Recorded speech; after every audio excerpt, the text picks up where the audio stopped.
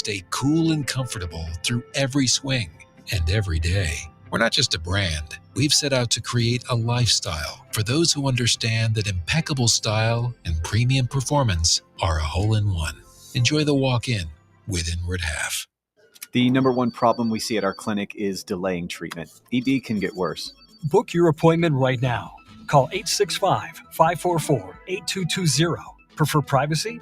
Book online in under 30 seconds at men'sproKnoxville.com. At our clinics, men's sexual health is the whole job. Look, I'm a normal guy too. I hate going to the doctor, but we've helped so many guys in here just like you. Even if pills have failed, our medical team is going to take the time to talk you through it. Same day in-house lab, and the treatments, well, they could change your life. Your local medical team has your back. ED, performance, Peyronie's, size and shape modeling. We tailor what works for you. I'll get to the point. Can you imagine epic performance and epic sex? Yeah, I said it. A stronger you is closer than you think. We're available right now. Call 865-544-8220 or book in 30 seconds or less at men'sproKnoxville.com. Men's Pro Knoxville, making it happen. Hey Knoxville! Surfside iced tea and vodka made with real brewed tea is only 100 calories, 2 grams of sugar with no bubbles and no troubles. That's right, zero carbonation, so it's easy to sip and enjoy. Headed to a game day or party at a friend's house? Bring an iced tea or lemonade variety pack from Surfside or try their green tea and new raspberry tea vodka. Find the can with the sunset stripes this season. Surfside iced tea and vodka, sold at bars, restaurants, and stores near you. Surfside iced tea and vodka, sunshine in a can. Must be 21 or older. Enjoy responsibly. Podcast roll.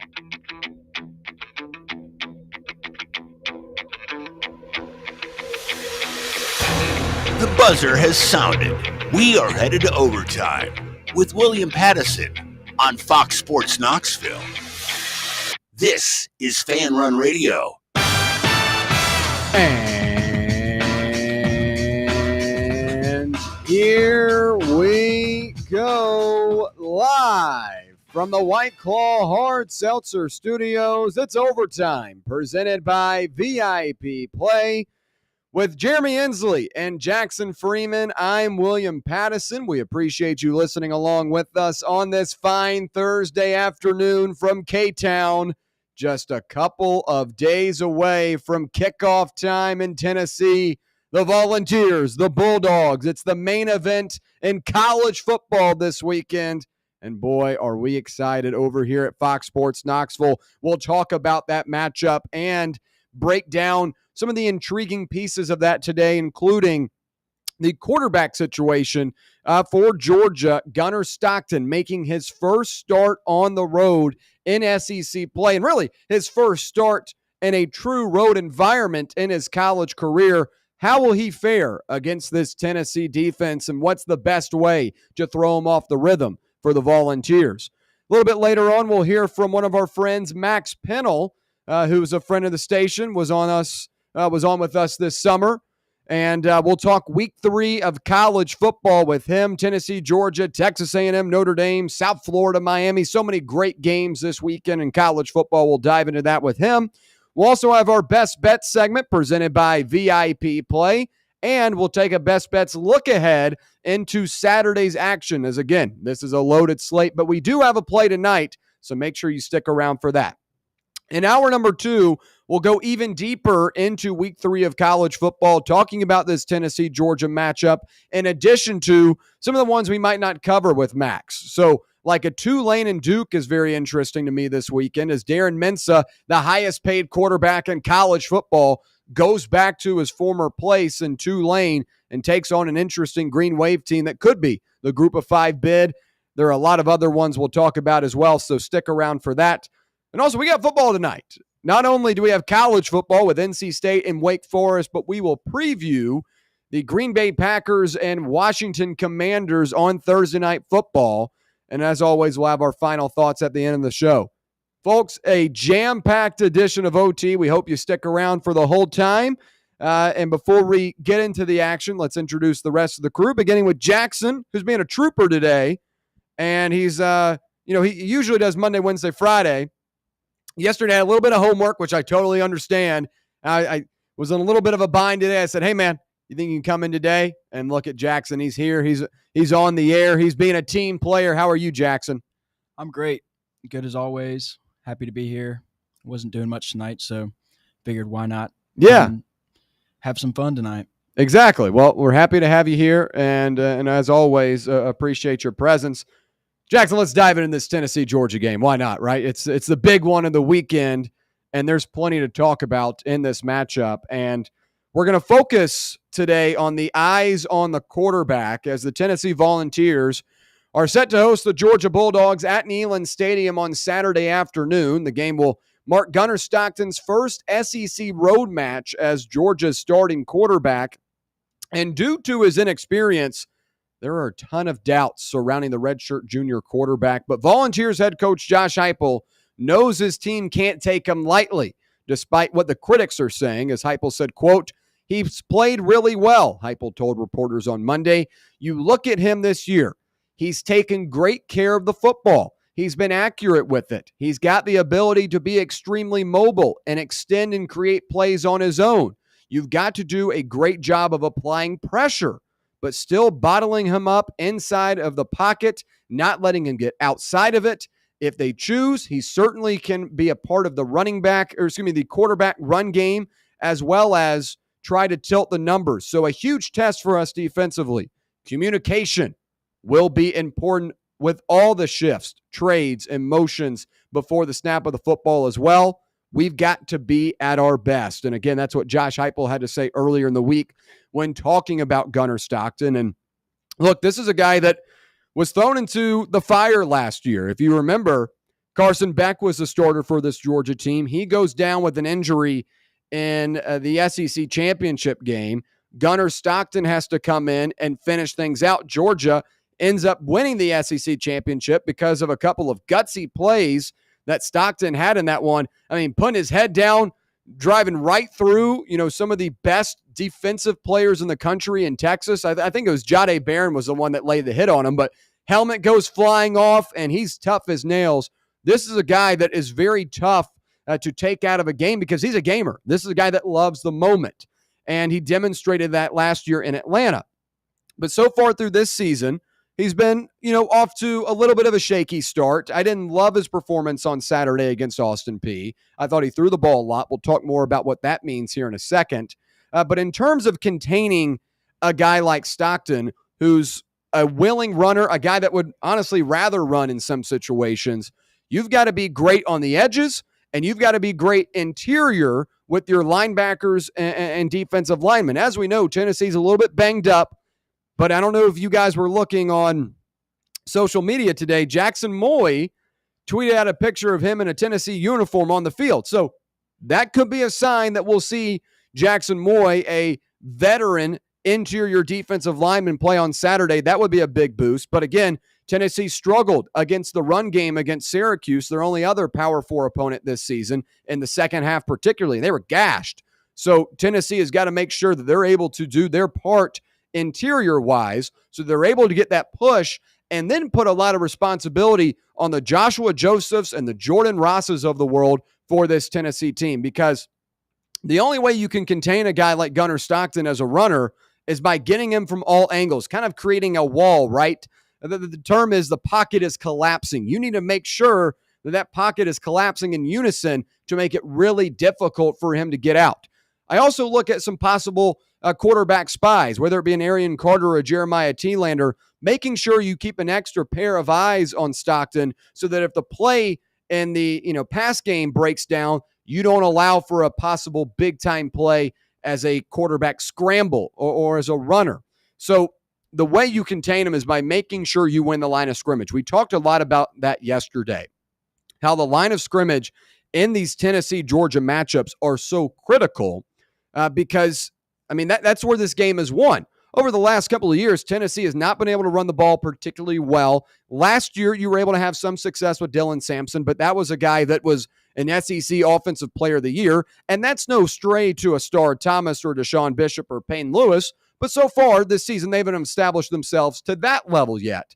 But go to the games prior, you did not have a run game, and that was a really big part of Tennessee struggling on the road in 2022, struggling at home in 23. because they're winning those one-on-one matchups in the secondary, right? They've got the defenders and the guys in position that can win against Tennessee's receivers. Dylan Everett, KJ Bolden, two guys to watch for on Saturday in that secondary in particular. But as a result, they're playing a lot of guys outside and playing thin in the box. So where you've got about 4 or 5 guys that are in the box, and they're relying on those defensive linemen to get the push necessary and to get into the backfield and prevent big-time rushing plays happening for Tennessee. So where you're only picking up 2 to 3 yards, and that's not sustainable for a drive, as you need to get, around 3 to 4. If you're keeping them from getting, 3 yards a carry, that's where Georgia has found success and has continued to have success against this Tennessee team, putting a ton of pressure on your receivers. And in this situation, you're putting a lot of pressure on Joey Aguilar, who, as good as he's been, is only going to be making his 3rd start for the Volunteers. So the line of scrimmage is going to be so important for both teams. But going back to Tennessee defensively, that's where you really rattle a guy like Gunnar Stockton early in this one. He's on the road. He's facing the Neyland Loud effect. It's going to be raucous on Saturday, and that's a good thing. You need to feed off of it. But the communication is going to be tough. So if you're able to get that type of push on the defensive line, get in the backfield, create negative plays, that's where you take a lot of pressure off of a Joey Aguilar in an offense that has been good, but still has to see what it looks like against an SEC defense. A little bit of a litmus test on Saturday for this group. So getting that pressure, making sure you're getting all in the correct angles to contain a guy like Gunnar Stockton is going to be very, very critical for the Volunteers on Saturday. Jackson, when you look at it, what do you believe is the best way to contain a guy like Stockton? Just ferocious pass rush. Getting to him quick and early, like a first or second drive sack, maybe 2. Yeah. I feel like that's a great way to just get him rattled early, and maybe keep him from thinking of scrambling out of the pocket or trying to extend the play. Yeah, I mean, rattling him, I think, is the best way to go about this. And again, this guy's a gamer. He's been on a couple of really big stages before, the SEC Championship and in the Sugar Bowl against Notre Dame. And Notre Dame had a really good defense. So did Texas. I felt like in the Notre Dame game, Stockton was a little bit thrown off his game, but I'll give him credit. He only had, 2 or 3 weeks to prepare for that one. He's had an whole off season in this case. But I think if you're able to use that Neyland Loud effect, get into the backfield, create negative plays, Tennessee will be able to find some success. Going back to kind of what we've seen from Gunnar Stockton so far this season, through first 2 games, Stockton has completed 40 of 58 passes for 417 yards with 2 touchdowns and 0 interceptions. He's also run the ball for 2 scores as well. So he's shown kind of that dual threat guy, the willing runner, the guy that you can have some design quarterback power runs for. But the volume of passes thrown in the Austin Peay game gave a little bit of a red flag to me. He threw the ball over 30 times against an FCS opponent and was playing in the fourth quarter. Now, obviously, the scoreboard was not appropriate to allow for all the backups to come in, as this was a 21-6 game going into the fourth quarter. But threw a lot of balls on Saturday against the Governors. And what that tells me is this is an offense still trying to work out the kinks and still trying to get everything together before a matchup like this. And maybe they were able to figure that out. Maybe they were against Austin Peay. But the fact that your starting quarterback was playing in the fourth quarter against an FCS team and threw the ball 30 times tells me that the chemistry and the confidence is not necessarily instilled just yet. And when that tells me is that even though Tennessee's down a couple of defensive backs in this one, we know Jeremiah McCoy and Ricky Gibson not going to be available. But Colton Hood, the transfer from Colorado, a playmaker for the Buffs last year, has already made plays for the Volunteers this season. He's going to step up on Saturday. Ty Redmond, I think, is a really, really cool story for this team because that's a guy that you recruited in this past class. There were 68, 69 cornerbacks better than him on the 24/7 charts, and Redmond's a guy starting on Saturday. And he's deserved it, by the way. He's played well against Syracuse and ETSU.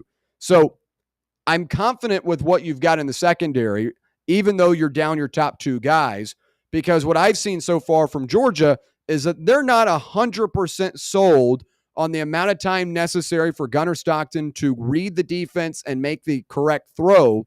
So I see 30-plus passes against an FCS team in Austin Peay and say, this might be a point of attack for Tennessee. This could be a positive for Tennessee. And again, we've seen Georgia over the last couple of years struggle with things and come into that game against Tennessee and just magically fix everything. Last year, the big storyline when Tennessee was going into Athens was that the offensive line wasn't that good and that they were continuing to make changes there. And then the offensive line looked like the Kansas City Chiefs in the Super Bowl against Tennessee last year. Tennessee got no pressure on them. So again, going back to the pressure, that's going to be really important on Saturday because you've already got a guy that hasn't necessarily established himself in the pass game. You've got to be confident in Tim Banks' group to win those matchups or at least give you enough time, buy you enough time to be able to get to the quarterback. So line of scrimmage, very, very important. Winning those matchups, very, very important. And the red flag for me is that Stockton was in this game for a long time, continuing to throw the ball. And that just is not something that is a good sign to me heading into a big-time matchup with Tennessee. Now, while Stockton has done a good job of showing his dual threat abilities, Stockton has stayed very conservative when it comes to his passing game, but he knows that must change going forward. Starting against Tennessee. It's going to have to. Georgia's going to have to be good in the air, and it can't just be a bunch of behind the line of scrimmage screen passes. Zachariah Branch had a 50-yarder against Marshall, but it was behind the line of scrimmage. And when you get the ball in the hands of one of the fastest players in the country, that's what can happen. But against Tennessee, you can't expect that. You can't expect that he's going to have a free run down the sideline for 50 yards untouched. Tennessee's got the personnel to be able to get in those places. And Stockton has admitted that he needs to build more confidence, which starts with more practice reps. And earlier this week, he said, quote, I think it's just for me, just getting more comfortable with myself and being more confident. And Stockton said this following that Austin Peay game, like it just starts in practice and just getting time in and being better. And, thinking about how Georgia will use Stockton on Saturday, keep in mind they're not the only ones that have a little bit of a possible reshuffle on the offensive line. We hope to see David Sanders for Tennessee, but Georgia could also have, 1 to 2 new guys, starting level players back into their group as well. So that's something to watch. But again, let's take this for the bigger picture. This is a guy that is yet to make a start on the road and is going into a building that set the decibel record 2 seasons ago for the loudest crowd noise.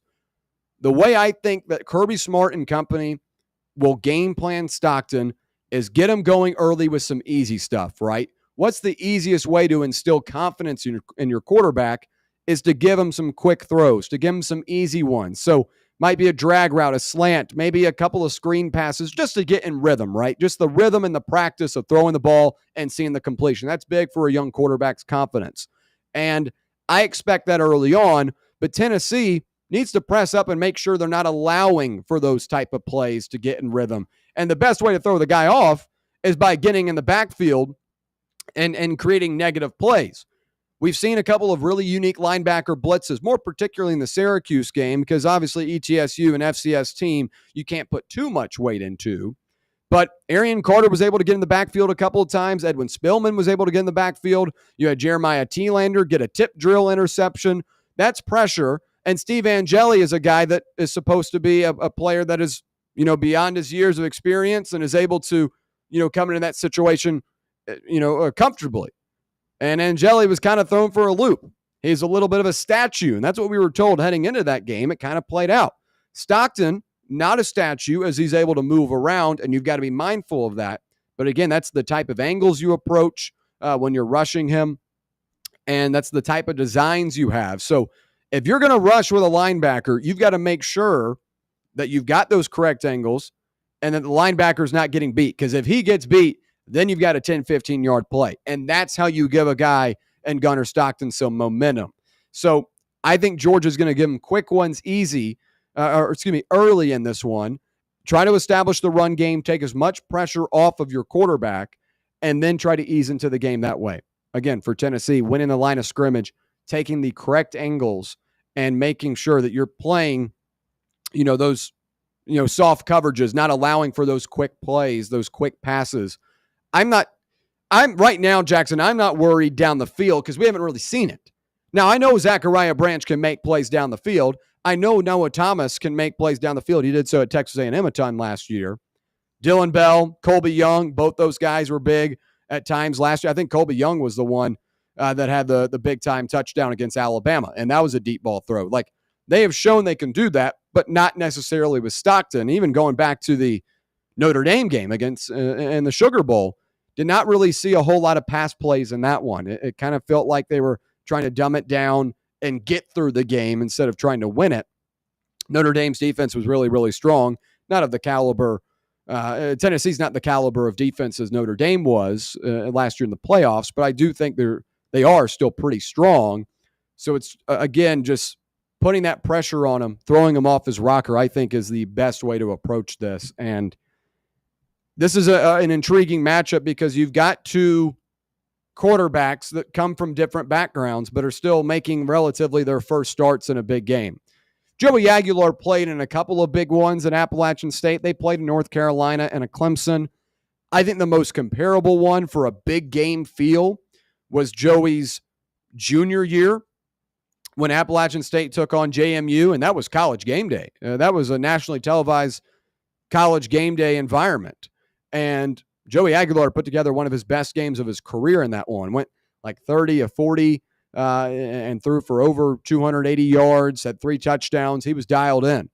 This is going to be a little bit of a different environment than JMU, but just in terms of the comparable weight of a game from where he was at App State to where he is now in the SEC against the top-ranked opponent, Joey has at least shown me in one instance that he can thrive there. I'm interested to see what he looks like Saturday because this is obviously going to be the best defense he's ever faced. But again, on the other side, Joey might have more experience, but like Gunner's in the same type of situation. He's probably got the better regime and core around him. But if he's not able to get in rhythm early, that's where this Georgia team could really get in some trouble. Anything to add, Jackson, before we head to the break? No, I think you hit the nail right on the head. Yeah, I mean, it's unique that you get a game like Tennessee and Georgia, a battle of 2 top 15 teams, and you've kind of got these uncertainties at quarterback. You like what Tennessee has on the offensive line. You like what they have in the running game. The receivers have stepped up.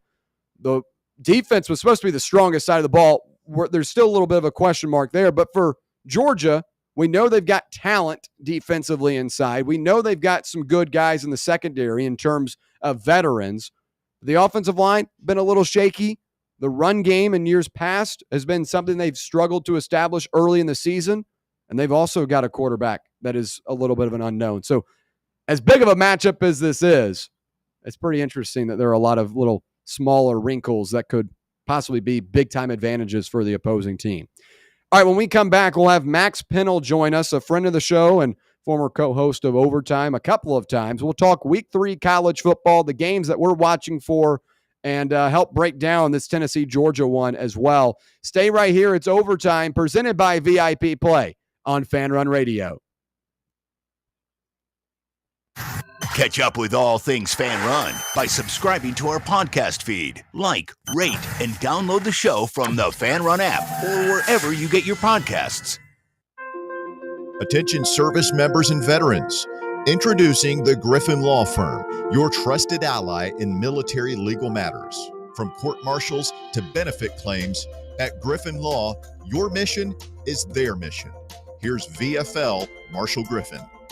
As a veteran and retired military attorney, I've successfully defended lifelong benefits and helped preserve professional futures. So I know that when you hire a military justice lawyer, you maximize your chance to get relief. With my unique experience, I can advocate for you because there's no military matter that's too big or too small. Let us help you make these critical decisions that could affect the rest of your life. Remain silent. Request counsel. Call Griffin Law. For a free consultation, call 888-707-4282.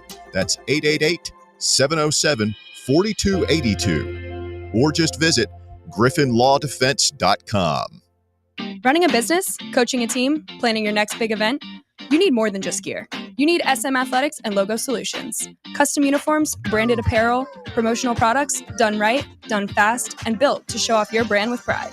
From local businesses to high schools to major universities, SM Athletics is trusted by winners. Get real service, get real quality, get noticed. SM Athletics and Logo Solutions, where your brand comes to life. Visit smathletics.com and let's build something great together. Citizens National Bank. Kick off this football season with a CNB Plus Perks checking account. Move downfield with free online and mobile banking. And cross the goal line with extended evening hours and Saturday banking. Banking at CNB has its perks. Find out more at cnbtn.com. Citizens National Bank. Banking never felt so good. Member FDIC. When it's past high noon, it's time for a vodka soda made with a vodka you've actually heard of. I'm talking White Claw vodka soda made with White Claw premium vodka. JB Smooth only drinks vodka soda made with the world's smoothest vodka. And you can too. Pick you up a bottle of the triple wave filtered vodka that's been distilled 5 times. White Claw premium vodka comes in 4 flavors: black cherry, mango, pineapple, and just vodka. You haven't had vodka like this. No one has. White Claw premium vodka. Please drink responsibly. Rickard Ridge Barbecue, located in beautiful Cove Lake State Park. Rickard Ridge is home of the best ribs in the Volunteer State. Smoked daily by Pitmaster Mark Rickard. The barbecue at Rickard Ridge is mouth-watering, fall-off-the-bone delicious. Take the scenic drive up I-75 to exit 134.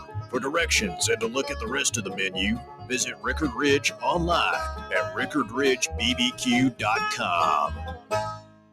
DJ Fresh, DJ Fresh, DJ Fresh. It's time.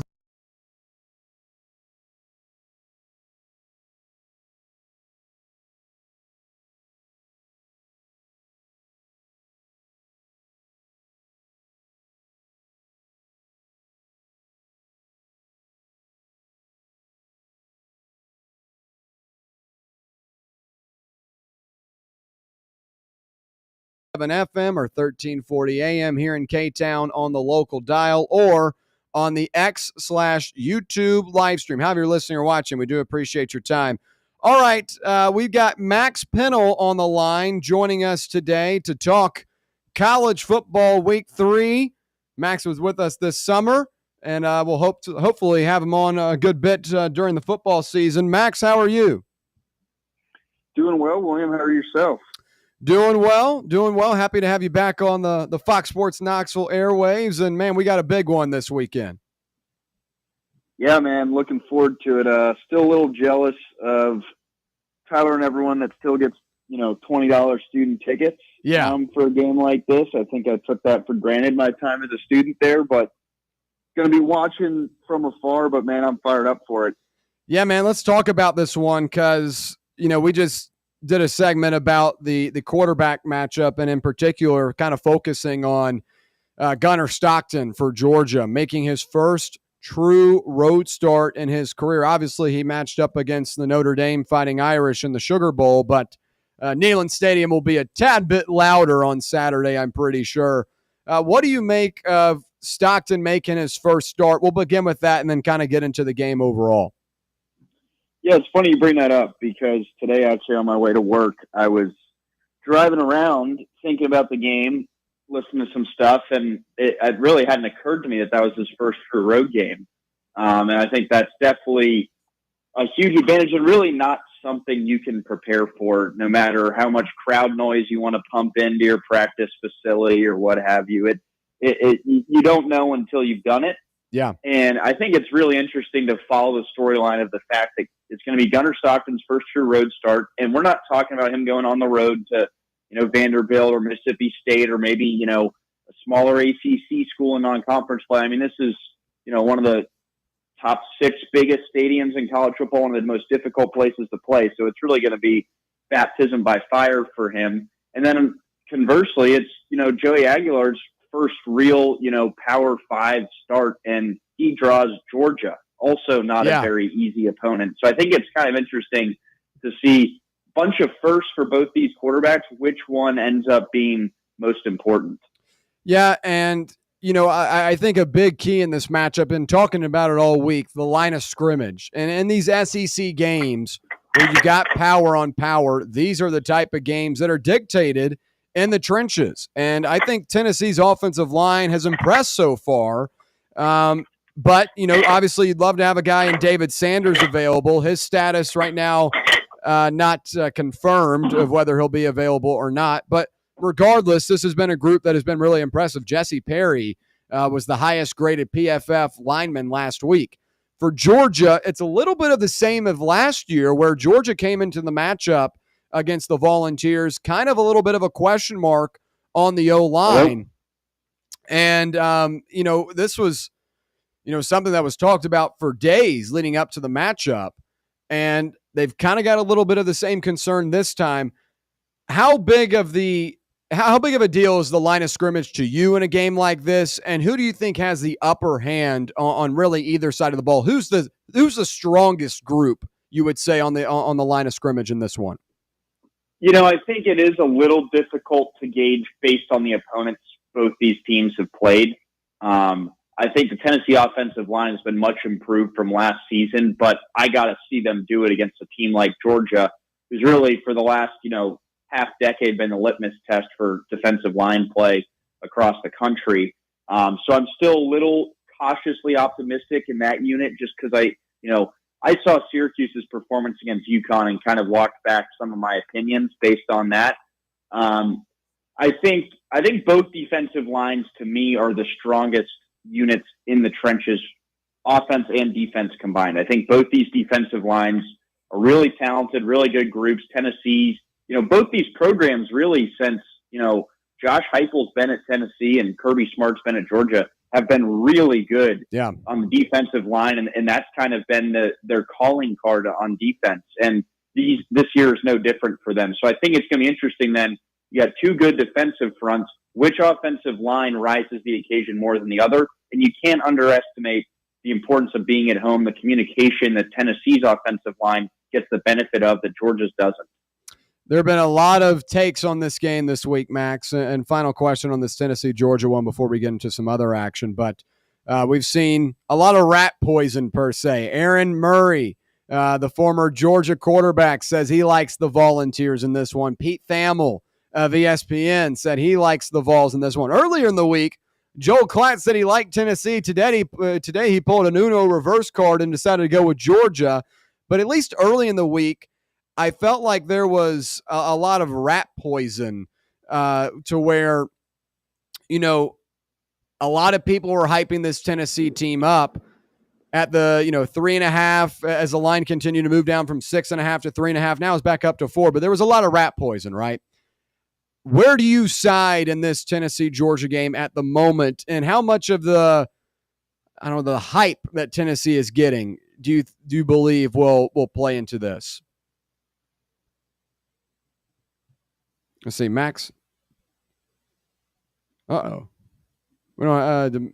We still got Max on the line. Maybe you have to. Yeah. Okay, still got you. Okay, we got you. Yes, sir. Okay, sorry, cool. You cut out there for a little. No, you're good. So, talking about the rat poison, a lot of analysts this week, even Aaron Murray, a former quarterback for Georgia, says he likes the Volunteers. The line movement early in the week put a lot of pressure on, a lot of eyes, per se, on Tennessee. How much of the rat poison do you feel like is going to be involved in this? And then also, where do you side right now in this matchup? I think there's pros and cons to this game being in week 3. For me as a fan, as an enjoyer of college football, you'd love to get this matchup a little later in the year just when it feels like the stakes are a little higher. But I think in regards to stuff like, getting, your head getting too big, falling for the rat poison, like you're saying, I think there's a benefit to it being this earlier in the year. Whereas I think about when Tennessee went down to Athens in 2022 and number 1 in the college football playoff rankings, everyone, they burst on the scene. Everyone's up on Tennessee. I think the fact this is week 3, this is still a team that if they look at the rankings for whatever they're worth, they see they're beneath Georgia. There's plenty of bulletin board material to still say, hey, you guys are, being disrespected. Whereas this game comes in October and you're 5-0, you probably don't have as much material for that. The team might start, buying in a little more that this is a top 3 team. I think you can use that to your advantage still, despite what guys like Aaron Murray and whoever are saying. I think if I'm Josh Heupel and that coaching staff, I can still point to plenty of things to say, hey, look, they don't think you can win this game. They think Georgia's the superior team, and I think that's a benefit of it being this early in the year. And then where I stand on this matchup, I'm cautiously optimistic. The hard thing for me, I need to see a Josh Heupel offense beat a Kirby Smart defense before I predict it happens. I think this is probably the best case scenario that's played out under Josh Heupel's tenure to get a Georgia team. You talk about Gunnar Stockton's first true road start. Yeah. You talk the games in Knoxville, the two best Tennessee teams Heupel's had. They've had to go into Athens, and I think last year was unfortunate, but that was a Georgia team that's back was against the wall. And, they kind of were the underdog almost. They were the team people were bashing on, and they used that, and they kind of whooped Tennessee's tail from the second quarter on. I think this is the best set of circumstances Josh Heupel's had to knock off Kirby Smart. I need to see it happen, I think, before I predict it. I've got 24-20 Georgia as I stand right now. Now, you talk to me Saturday morning, I might change my tune. Yeah. But I think the offense doesn't need to be, world beaters and show that, man, Kirby Smart is nothing.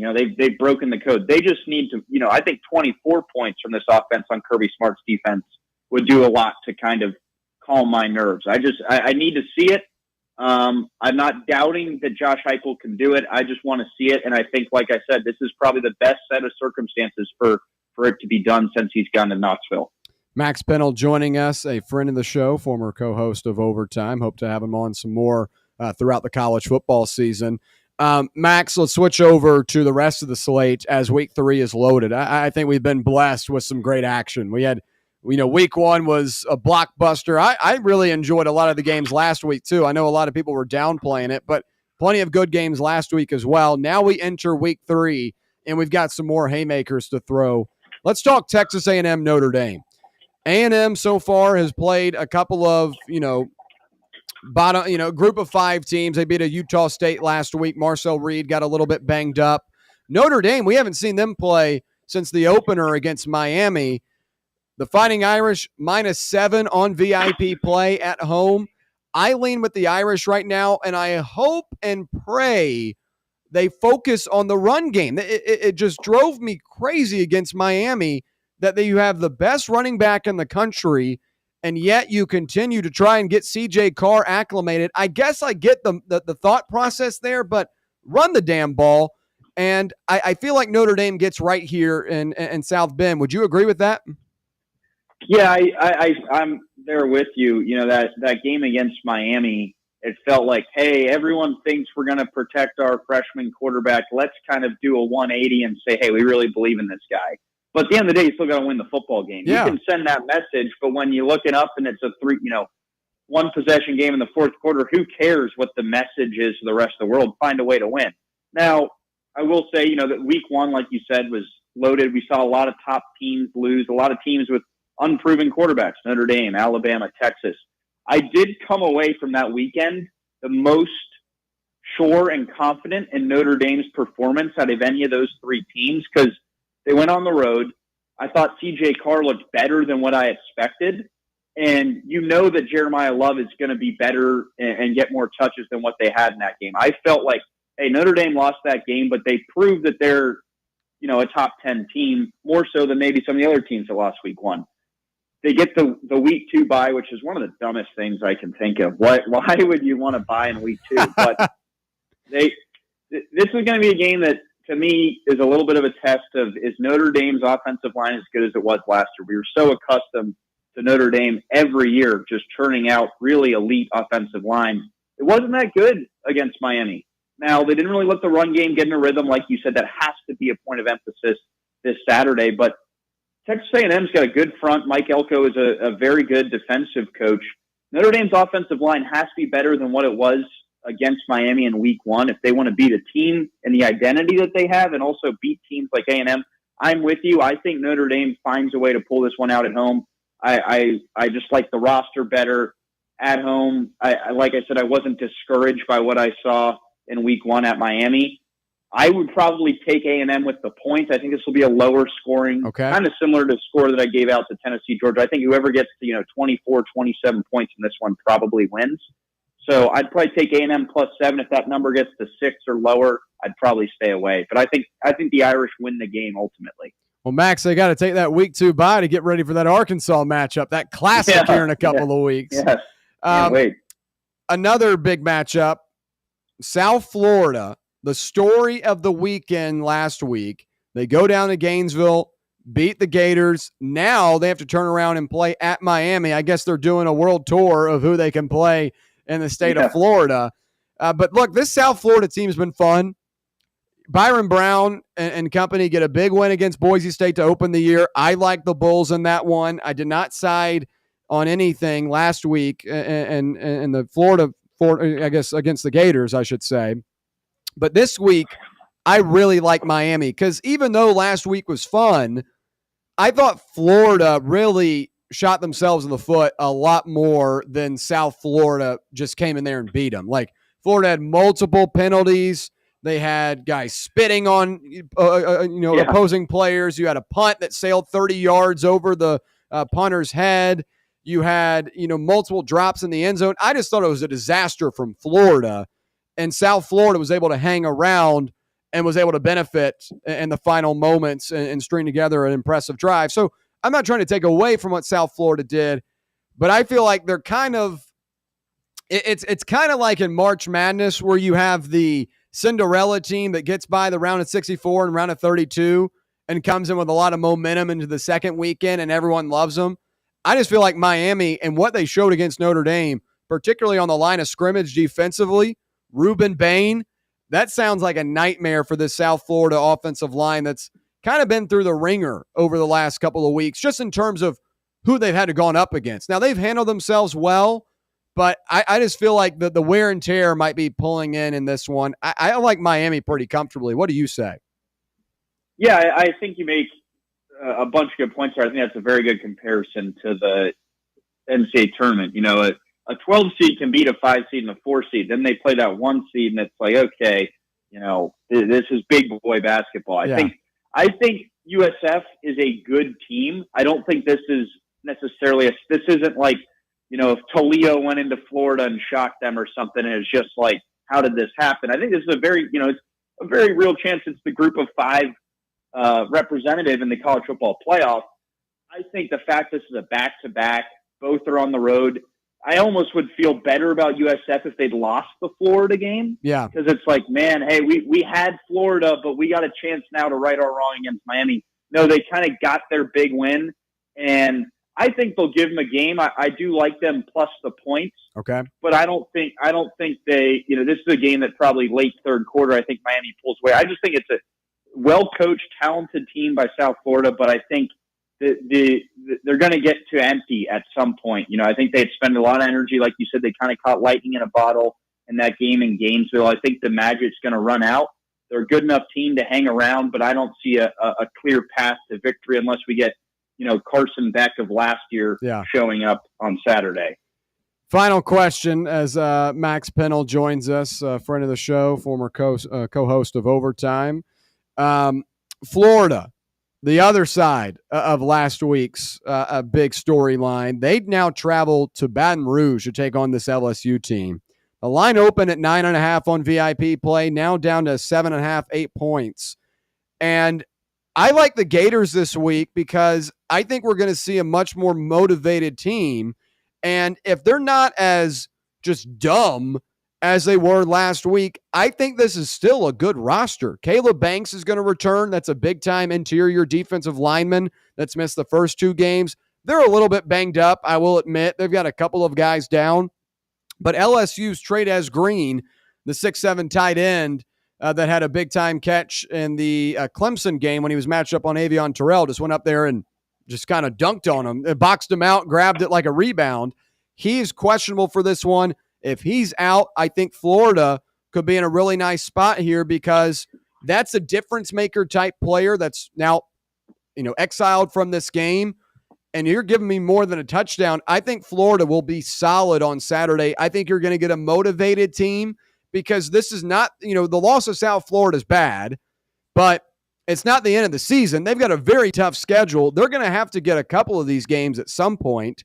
And as Lagway might not have been great on Saturday, but I still do think he is a good quarterback.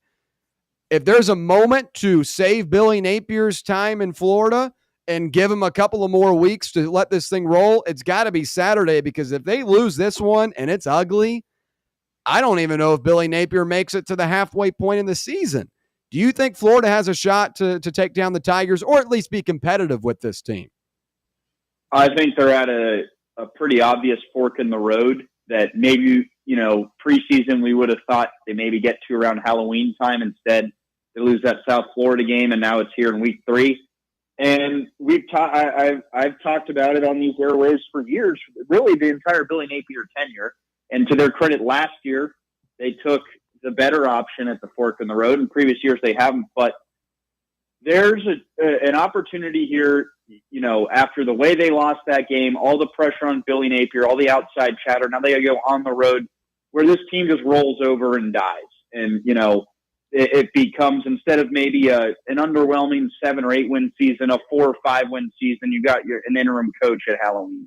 Or it's a team that, like you're kind of alluding to, says, hey, that was bad. We kind of gave someone away, but it wasn't a conference game.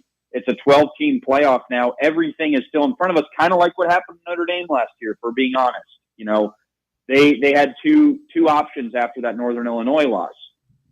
This is a very difficult game, and I can't stand Florida. Glad USF won, but for the college football fan in me, I wish it had a little more juice still. Yeah. The USF loss certainly put a damper on it. But, yeah, I think for me, which Florida shows up? Is it one that's rolled over and, kind of quit on this season or quit on their coach? Or is it one that, hey, that's our bad, but this doesn't mean our season's over? I think a lot of that hinges on DJ Lagway. What DJ Lagway shows up. If it's the guy we saw at the end of the year last year, I think they can hang with LSU. I don't think there's a big talent gap or anything like you said. Billy Napier certainly is a concern, but I'm not confident enough to pick a side. I think LSU wins, but I'm very interested to see, is this a 33-30 LSU win, or is it a 33-13? And I think it's one or the other, nothing really in between. Yeah. Good stuff, Max. We appreciate you coming on. As always, good to hear from you. Hope you have a good weekend of watching, and we will check back in with you here soon. Yes, sir. Let's find a way to beat Kirby on Saturday. Let's do it. All right, Max, we appreciate you joining us. Max Pennell, a friend of the station, former co-host of Overtime as well. When we come back, it's our best bets presented by VIP Play. Stay right here. It's Fan Run Radio. Follow us on Twitter or X or whatever the they're calling it these days at Fox Sports Knox. Fox Sports Knoxville. Fan Run Radio. Located in Knoxville's historic Old City, Barley's offers great food, live music, the best draft beer selection in town, and now your new favorite place to watch sports. Their indoor projector is perfect for any weather, and they've revamped their upstairs area with more TVs to take in all of the action. Their menu features hand-battered chicken tenders, juicy burgers, fresh salads, and the tastiest pizza in Knoxville. You can enjoy their happy hour drink specials daily from open until 6 p.m. Barley's Tap Room and Pizzeria. Got a problem tree looming over your home? Call ECR Total Landscapes. Whether it's trimming, removal, or storm cleanup, our certified pros get the job done safely and efficiently. We're licensed, insured, and ready 24/7 for emergency calls. Big or small, we cut them all. ECR Total Landscapes. Call now for a free estimate, 865-384-2012, and mention promo code FANRUN for free stump grinding on any tree removal now through the end of the year. Also, visit us at ecrtotallandscapes.com. eBay Motors is here for the ride. Go ahead, feel your engine. Admire that perfectly installed exhaust. Your vehicle's moving along this freeway like it was made from fresh installs and a whole lot of love. With eBay Motors, you get over 122 million parts to keep it running. And with eBay Guaranteed Fit, they'll be the perfect fit every time. Plus, at these prices, well, we're burning rubber, not cash. Keep your ride or die alive at ebaymotors.com. Eligible items only. Exclusions apply. Hi, this is Bo Kregner from the Kregner Group at Realty Executives, and I know there's a lot of choices here in East Tennessee when it comes to choosing a realtor. Here's why the Kregner Group is different. At the Kregner Group, our motto is walking by faith, serving others. It's how I live my life. It's how I run my business. Here at the Kregner Group, we're committed to doing real estate the right way. Faith, honesty, integrity. The Kregner Group. Call me anytime at 865-742-1035 or visit my website at boknowshouses.com. You're listening to FM 105.7 and AM 1340, WKGN Knoxville, and W289CU Knoxville, Fan Run Radio. Yee-haw! I've been hooting and hollering ever since I started betting with the VIP Play app. VIP Play has more than 200 leagues, every bet type you can imagine, live betting and live hosts, all with 24/7 support from real live people when you need them. Start betting better with the VIP Play app today. Don't be a better, be a better with VIP Play today. Download VIP Play today or head to VIPPlayApp.com. Make sure you use the promo code FANRUN to take advantage of their welcome bonus and so they know that we sent you. Gambling problem? Call 1-800-88-99789. Must be 21 or older.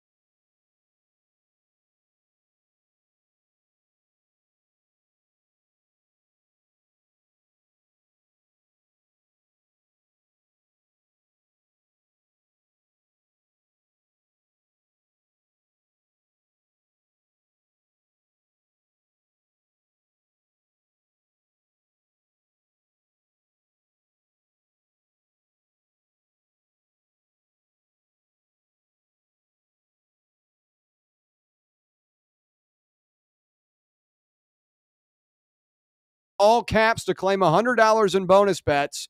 New and more improved deposit and withdrawal methods are already in there.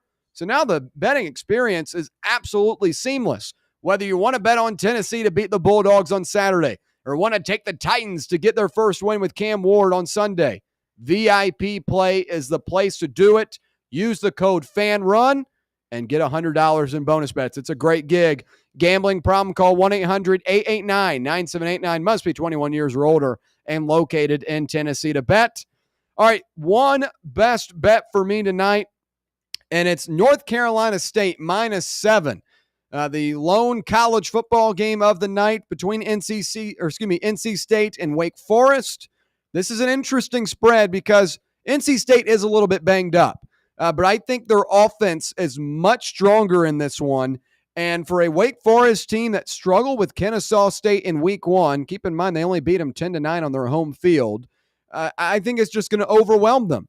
Now, Wake Forest was able to get back in rhythm last week against Western Carolina, but this is a team that I don't see how they're able to produce enough offense to rival what NC State has. I go with NC State on the -7. The public is eating up this Wake Forest team on the spread. They're eating up that +7.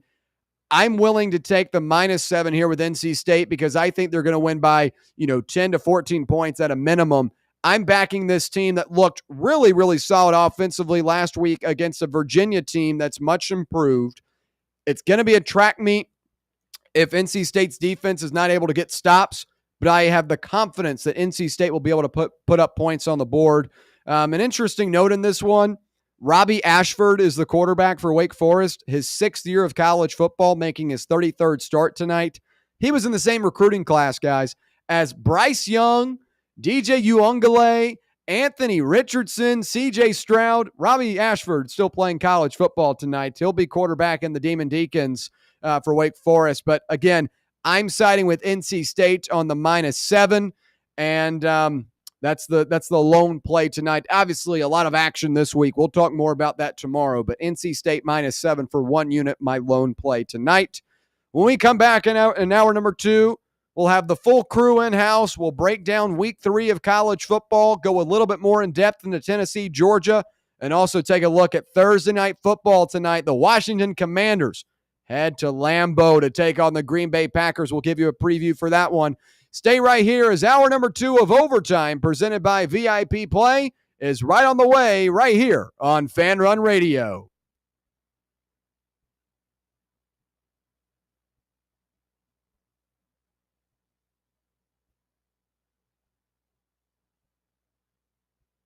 Hey, Pack Rat. Yeah, you. Are you moving cross country and you just don't know who to call? Call us right now. Listen, you've probably seen one of our containers in your neighborhood, but did you know that we can help you move anywhere in the United States? It's real simple. We'll drop a container off at the location you tell us to bring it to. You pack up your valuable possessions at your leisure. They stay safe right in your home. And when you're ready, call us. We'll come and pick up the container and give you a scheduled date of when your furniture and the other possessions will be at your new home. So if you're moving across country or across town, be a Pack Rat. Join the Pack Rat family. Call Pack Rat right now for your free quote. See y'all later, Pack Rats. Call 800-965-1298.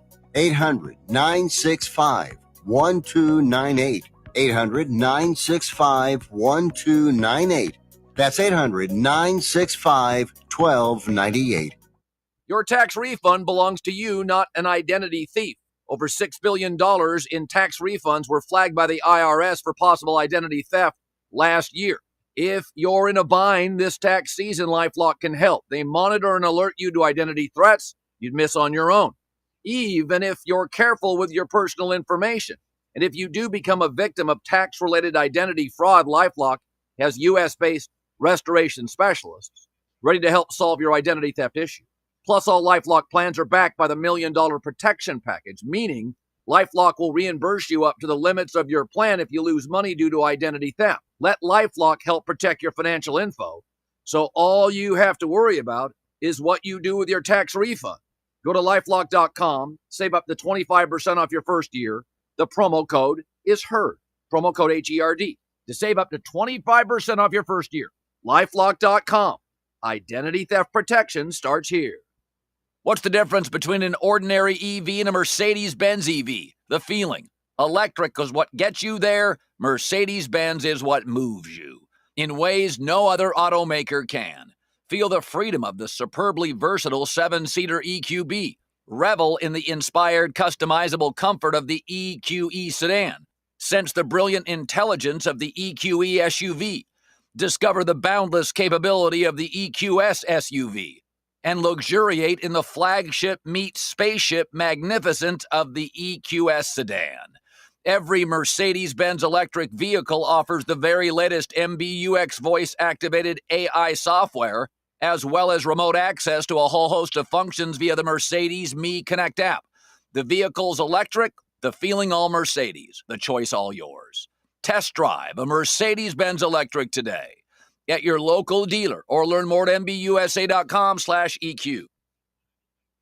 Hey, Pack Rat. Yeah, you. Are you moving cross country and you just don't know who to call? Call us right now. Listen, you've probably seen one of our containers in your neighborhood, but did you know that we can help you move anywhere in the United States? It's real simple. We'll drop a container off at the location you tell us to bring it to. You pack up your valuable possessions at your leisure. They stay safe right in your home. And when you're ready, call us. We'll come and pick up the container and give you a scheduled date of when your furniture and the other possessions will be at your new home. So if you're moving across country or across town, be a Pack Rat. Join the Pack Rat family. Call Pack Rat right now for your free quote. See y'all later, Pack Rats. Call 800-965-1298. 800-965-1298. 800-965-1298. That's 800-965-1298.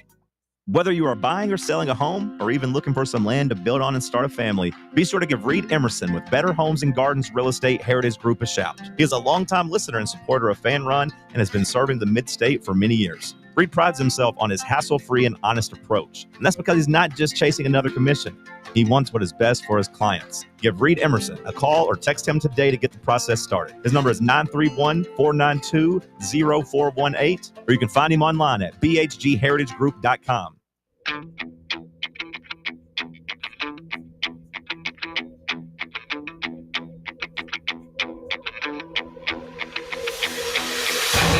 The buzzer has sounded.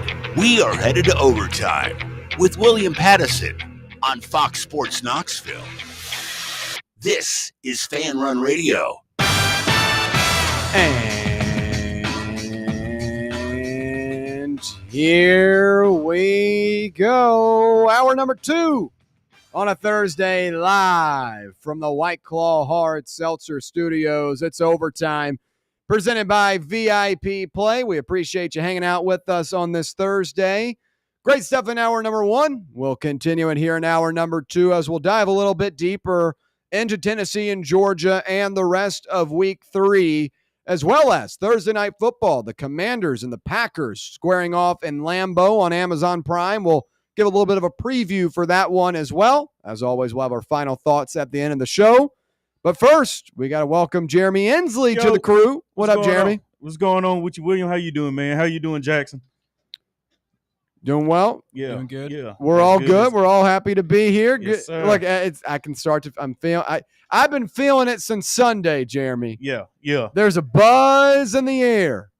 Certainly. There's a big time. It's time. It's time. Yeah, this week is the week, ain't it? It's time for answers to be had. Well, look, that's the big thing about this matchup. A little bit of a litmus test. You know? It is. And I think, as I've said multiple times, I think this is Tennessee's best chance to get it done against the Dogs, and we'll talk more about that here in a second. But a lot to cover, so let's get right into it. Let's go. Let's kick things off with Tennessee and Georgia. Obviously, the marquee matchup of the weekend in college football. There are a lot of good games. We talked a little bit with Max about those earlier. Notre Dame and Texas A&M and South Florida and Miami, Florida, LSU. There's some good ones, but all eyes on Saturday will be on Neyland Stadium, Tennessee and Georgia. We've done a lot of talking about this week. I'll say it again. I think this is the best chance Tennessee has to beat the Dogs. You've got a quarterback making his first start on the road in his college career, and it's Neyland Stadium, one of the loudest venues in college athletics. The loudest, if you're going off of what happened 2 years ago, setting the decibel record to 137. It's going to be rocking on Saturday. So a tough environment, right? It's early in the season where you haven't necessarily established everything you want like you want to have mid-season form. Like Georgia over the last couple of years has usually taken that Tennessee game as the jump start to what takes them to the college football playoff. But it's been because they have struggled in early season matchups in the SEC. Just last year, Kentucky took this Georgia team down to the wire. The Bulldogs walked out of there with a 2-point win. Kentucky was a 5-win team last year. So I like all those components, and also I love what I see from this Tennessee offense so far. You see an offensive line that has been really, really strong. Jesse Perry was graded as the highest graded offensive lineman last week per PFF, and that was a guy that dazzled in training camp. Joey Aguilar, a guy that arrived in Knoxville 3 months ago, has looked really, really good and has played turnover-free football, which is really key. It's going to be key in a matchup like this as well. And the defense, they've had a couple of, better moments than others, we'll say, at least against Syracuse in the second half. But this is still a really good defensive team. You've got the personnel for that. So I really like Tennessee's spot right now. We talked about it in the first half of the show about Gunnar Stockton making his first start and what kind of pressure he's going to feel and how Tennessee can attack that. Jeremy, when you look at this, how does Tennessee put enough pressure on Gunnar Stockton to throw him off his game? I think that's actually probably the best area and point to start with. I went back and I looked at both Tennessee's highlights from the first two games, and I think what's going to be interesting in this game is that from what I was looking at, Tennessee necessarily can't generate pressure. I think they have a three down lineman set, but they really can't get pressure either with that 3 and or with a 4-man rush. So they have to commit extra people to providing pressure or at least to collapse the pocket. So seeing where Tennessee will be able to get that pressure from, whether or not it's going to have to end up bringing 6, maybe even bringing 7, if they're going to have to try to get exotic with their blitzes, have some packages to where you may bring a corner blitz, you may have a delayed safety blitz at some point. So it's going to be interesting because I just don't think that Tennessee is just going to be able to line up and just get pressure just with a base look up front. So I think that's going to be the main thing right there, because I think where Tennessee is really going to have to dig in their heels is that they are going to have to be staunch at the line, because if they allow Georgia to end up pushing them 3, 4, 5 yards off the ball and Georgia's gaining 7, 8, 12 yards a clip on runs, then this is going to turn into a very long day for UT. So I think this is the type of game to where they cannot try to play with them early. They need to come out swinging, especially on defense early. Like I said, trying to create havoc from early on. But from the Georgia side, as I look with this, we haven't seen what Georgia is really capable of. I mean, you got a game against Marshall, then you got a game against Austin Peay. So I'm quite sure they've played keeping everything close to the vest, not trying to show too much. So I think the Georgia that we've seen will not be the Georgia that we will see come Saturday. I figure that they will start to allow things to open up a little bit more. You'll probably see Kobe Young. Or is it Kobe? Kobe Young, Dylan Bell, know, Noah Thomas, Zachariah Branch. I mean, they got some dogs at receiver. Yeah. So with all of that being said, if Tennessee is going to have to commit possibly 6, maybe even 7 to generate pressure, so now you're talking about leaving a lot of the secondary either in big zone coverages or one-on-one matchups. So, and you're already down, I think, 2 in the secondary for UT. Yeah. So that's going to be very interesting, because I got a feeling that you don't want to leave this secondary in a lot of one-on-one coverages or trying to have them in coverage for possibly 6 to 8 seconds. And I got a feeling that's where Gunnar Stockton will be able to take advantage, is with these bigger body receivers that Georgia has. So this game, I believe, is really just going to come down to, can Tennessee force Gunnar to possibly make the bad throw, or can they just make it to where it is difficult for him to end up seeing the open receiver early on, like, in the play? That's kind of what I'm going with this game. I think, but truthfully, I do think this game will be close. Yeah. I do think that this game would be close. It would be competitive. The sense that Joey Aguilar brings to this team is something that Tennessee hasn't had within these last couple seasons, is that Josh Heupel's offense is built to spread you out, is meant to take advantage of loose coverage on the outside. Hint, when corners are dropping back 10, 12, sometimes even 15 yards off of the ball, already basically at their depth for cover 3. So it's meant for the ball to come out quick, hit on quick screens, hit on quick hitches and things like that, slants and stuff as well. And then that's when you start taking your shots over top. You can get into play action passes and things like that. And the sense that Joey brings that you didn't have last year is that he's a better anticipation thrower, more so than Nico was. He's not necessarily holding the ball, waiting for the receiver to get open. He's trying to throw the receiver open, or he's trusting that his guy will go get it. Yeah. So I believe with that, you'll end up having some feast and famine with Joey. I think his gunslinger mentality is one of those things where it's damned if he did and damned if he didn't. So he'll throw a couple balls that have you screaming, "Oh yeah," and then he'll have some balls that have you screaming like, "God dang it!" So and that's what I want to hit on. Talking about just how this Georgia defense has looked in years past against this Tennessee offense, where they have won those one-on-one coverages a ton in these matchups in the passing game. And it's put a lot of pressure on Tennessee to be able to run the ball. And when you look schematically, Kirby Smart has played these light boxes, about 4 or 5 guys in the box, and he's relying on those defensive linemen to make those stops. And they have, but then it takes so much in the passing game schematically wise for Tennessee's offense to be able to get open because they're dropping, a 7 guys, 6 guys deep every time. So they have got you covered, and they've got the DBs that can win those one-on-one matchups. So if you play man like a cover 2, you're cooked on the deep shot because you've got, the one-on-one guys that can win those matchups for Georgia. And it's tough to get the stuff intermediately because they've usually had some really good linebackers and interior guys. So what I look at in this game for Tennessee's offense, you've got to establish a line of scrimmage. I think that's the biggest thing in this game for both teams, establishing the line of scrimmage.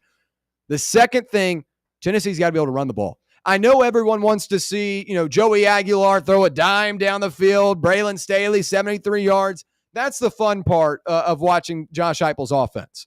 But that's usually against like a Syracuse or a Kentucky, not against a Georgia. Can you rely on that consistently, especially in in game 3 with Joey Aguilar? Running the ball is what will open that stuff up. Exactly. Because now, okay, Georgia's got to adjust. We can't put 4 guys in the box, 5 guys in the box and call it a day. We've got to now put 5, 6, 7 guys in the box, and we've got to stop the run because they're eating us up. And then that allows for those choice routes down the field and different schematic options for Josh Heupel to get going in the passing game. So I don't know if you agree here, but I think running the ball and establishing that early is going to be huge. Yeah. I think something interesting that I've seen from UT this year has been sort of this kind of like inverted like wishbone formation that they come out in, having the 2 tight ends lined up already in the backfield, or maybe a tight end and a fullback. I'm not quite sure who is actually back there, but having already in place a 6-7 man or even an 8-man protection with only 2 routes being ran, I think that will definitely help them establish the run. And if they can start knocking off runs early, like you said, then I think, because what I'm thinking is that the tight ends will come very important in Tennessee's passing game as the season continues to go forward. I envision it as they continue to run this set and then play off of it, we will start seeing a bunch of block and release type option routes from the tight ends. You will start seeing a few probably more tight end screens and things like that, mix in with some running back screens like that. So even if Tennessee's run game may get stymied at some point, you're still allowing other ways for the ball to be delivered short, but also be an impact. So so these linebackers aren't necessarily just coming full speed to trying to blitz and impact the play. Now they're a little bit more hesitant as they are starting to creep up. So I believe with this team that Tennessee does have their best shot that they've had probably in the last 5 to 6 years to actually get not only a win, but possibly even a convincing win. But they will have to, of course, start off hot. Let me retract that. They don't necessarily need to start off hot, but they do need to be able to play sound, solid football. I think not even start off hot, just establish, right? Just establish that you can run the football. A hot start to me is like driving down the field, scoring 7 points in an instant. That's a hot start. But a valuable start is getting 5 to 6 yards on the first drive in the run game, or being able to move the chains a couple of times. Like if you come out and get a 3 and out, it's like, here we go again. You know what? And that's exactly. And let me tell you this, because I was listening to some people earlier, and I almost threw my phone through the screen that I was watching. This is something that I was talking about last week, because I'm hearing people talk about that in this game that we all know 7 is more than 3. Yeah. But in the magnitude of this game against the quality of opponent that you are playing in a Georgia, if you are able to get these points early on, you must take that 3 and not possibly go for this 4th or 5, 4th and 6, 4th and 4 inside of the 20, inside of the 30, and don't pick it up. And now you're leaving 3 points on the field. We all get that 7 is more than 3, but if you can keep pace, every time you're getting the ball, you're scoring the ball. Okay. Yeah.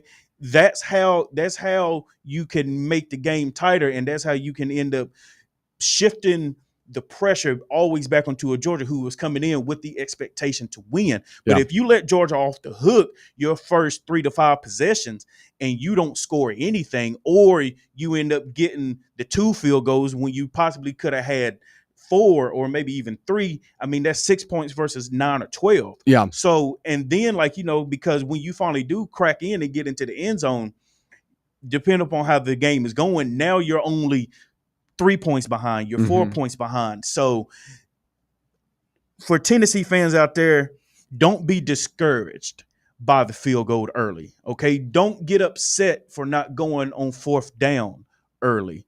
Take those points, play football. Understand you are not playing NCAA 25. Yeah.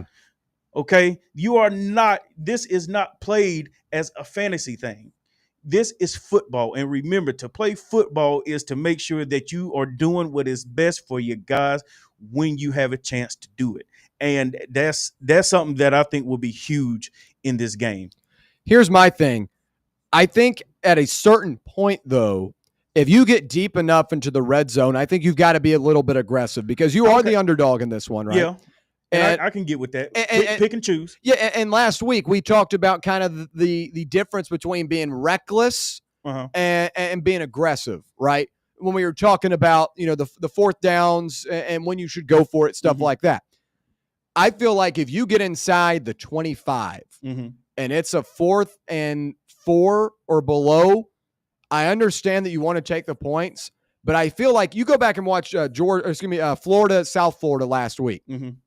Florida had multiple trips to the red zone that were, dictated by penalties and coming up short. They had to settle for a lot of field goals. Like in reality, that should have been like a 28-6 game, but instead we're sitting there, like 12-6, 12-9 because Florida wasn't able to cash in. And a game like this where Tennessee's got a little bit of house money being the underdog and being the team that's lost for 8 straight years, I think you've got to be able to hit on a couple of 4th downs in the red zone. And if it's a 4th and 4, I say you go for it. And I'm usually a conservative guy. Like, I usually like my teams, okay, take the points. And maybe early on you could do so. Like if it's a tie game, you get the first drive, you go down and kick a field goal.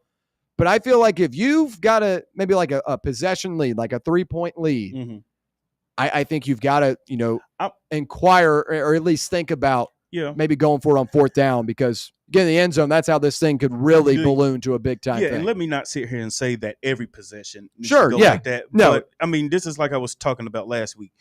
Look at flow, look at rhythm of the game, look at how your offense is progressing the ball downfield. Are things coming easy? Or are things difficult to where you're getting into the red zone on a 13 play drive?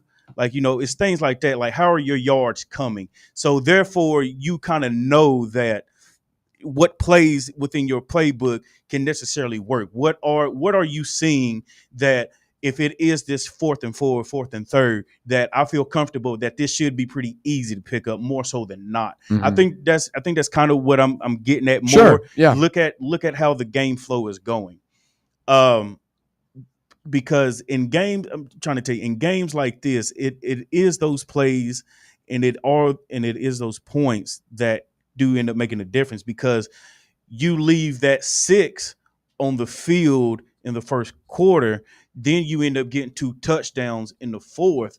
I mean, that's 20 points. Yeah. Like right there. And depending upon how the game is going, that 6 early on could end up being the difference between you being able to kneel down, to run out the clock to get the dub, or the difference between you only having to get a field goal to get the win, in the 4th. So I know that that's such a nitpicking type thing, but in a game like this, it's just like, I do think that this is one of UT's best seasons to get this done. Yeah. And man, even as a Bama fan, I would love to see UT get this done.